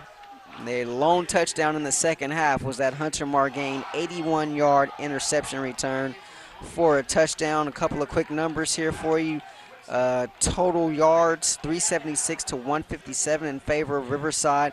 Golden West had the edge in total plays ran at halftime, but Riverside was able to supplant that here in the second half as they get off 79 plays to 70 by the Rustlers. 5 of 13 on third down conversions for the Tigers, 5 of 18 for the Rustlers. Rustlers held the time of possession 33-22 to 26-17, but the penalties fairly even. 10 for 86 yards for the Rustlers, 9 for 85 for Riverside. Acta, we talked about him before the game, and he didn't disappoint. 17 carries, 103 yards, and the game-winning touchdown here tonight. El Toro Allen not bad in his own right, 9 of 54. As for the Rustlers, Gabriel Ford unable to really get it going here tonight. 18 carries, just 32 yards on the night. Matute, of course, had that rushing touchdown in the first half. Matute was 7 of 16 for 56 yards. Carr, in his first career start, 4 of 12 for 61 yards. Malik Yoakum led all receivers with 7 catches for 66 yards. We talked about Sheldon White at the half. He had 4 catches for 51 yards. And that's how he finished the game. That just kind of tells you how the offense went for the Rustlers in the second half. Very, very much stagnant for the majority of the second half, and one that they had, they let get away, unfortunately, due to some shortcomings on the other side of the ball. Yeah, absolutely. I mean, you can only ask your defense to do so much, and give credit to Golden West. The defense did a spectacular job tonight with 2 interceptions, a fumble recovery. Multiple times they put Feber under pressure, and in the first half they really bottled up the run game. But Riverside really changed its focus, and you can kind of see that when you look at how many pass attempts they had in the first half as opposed to rushes. And then when you compare it to the second half, you see it was just about a complete change there. They went with the ground game for most of the second half and got 2 touchdowns out of it. They just wore down that defense in the second half. And unfortunately, with Matute and Carr at quarterback, Carr didn't really get much of an opportunity in the second half. I think they liked what Matute brought to the table a little bit more, being a bigger guy. He could be more of a dual threat kind of guy. But unfortunately, Riverside was kind of keying on that, and Golden West was, as you said, pretty stagnant offensively in the second half. But again, I mean, give credit to the defense. The defense did a great job. Scored 7 of those 17 points. And in fact, I think one of the turnovers in the first half led to a field goal as well. So the defense really responsible for 10 of those 17 points in this game as well. But again, you can only ask them to do so much, and unfortunately Riverside was able to get the better of it in the second half by wearing them down with that running game. Yeah, the local product, Ian Feber out of Mission Viejo, 23 of 42, 191 yards, 2 interceptions. And it was Hunter Margain and Matthew Posey picking off those passes for the Rustlers. Margains, of course, went to the house 81 yards, and which was really the play of the night, really, for the Rustlers. Incredible play, which you thought might be it. That might be able to push them over the hump. Still not sure. The one thing I want to know is which defensive lineman set it up by getting his arm up and bat the ball. Yeah, that's something we're probably going to have to talk to Coach Nick Mitchell about on Tuesday. Don't forget, it's the Rustlers Review presented by Chronic Tacos, Huntington Beach at Bellaterra, 12:30 p.m. Tuesday, right here on SportsNetUSA.net. We'll be live from the Student Center on the campus of Golden West College. Partner, appreciate you pinch hitting these last couple of weeks. It's been fun. Always a pleasure when we get to hang out, and hopefully we'll see you later down the road. Absolutely. This season. Once again, our final score tonight, Riverside 20, Golden West 17. The Rustlers fall to 1-1 on this season, while the Tigers improve to 2-0. Make sure you join us next week as Golden West will hit the road once again. They'll be out in Rancho Cucamonga taking on Chaffee, 6 p.m. kickoff. And we'll have that one for you right here on SportsNetUSA.net. Special thanks, as always, to head coach Nick Mitchell, Tom Kraft of the Riverside City College Tigers, also Tony Altobelli and Wes McCurtis helping us out with stats up here. Van Vu on the camera, James Flynn as well providing some visuals for you. Ed Ford is our operations manager here at SportsNetUSA.net. For my partner Nathan Percy, I'm Rahshaun Haylock once again saying good night from Costa Mesa. Rustlers fall 20-17. This has been a presentation of Golden West Rustlers football on SportsNetUSA.net.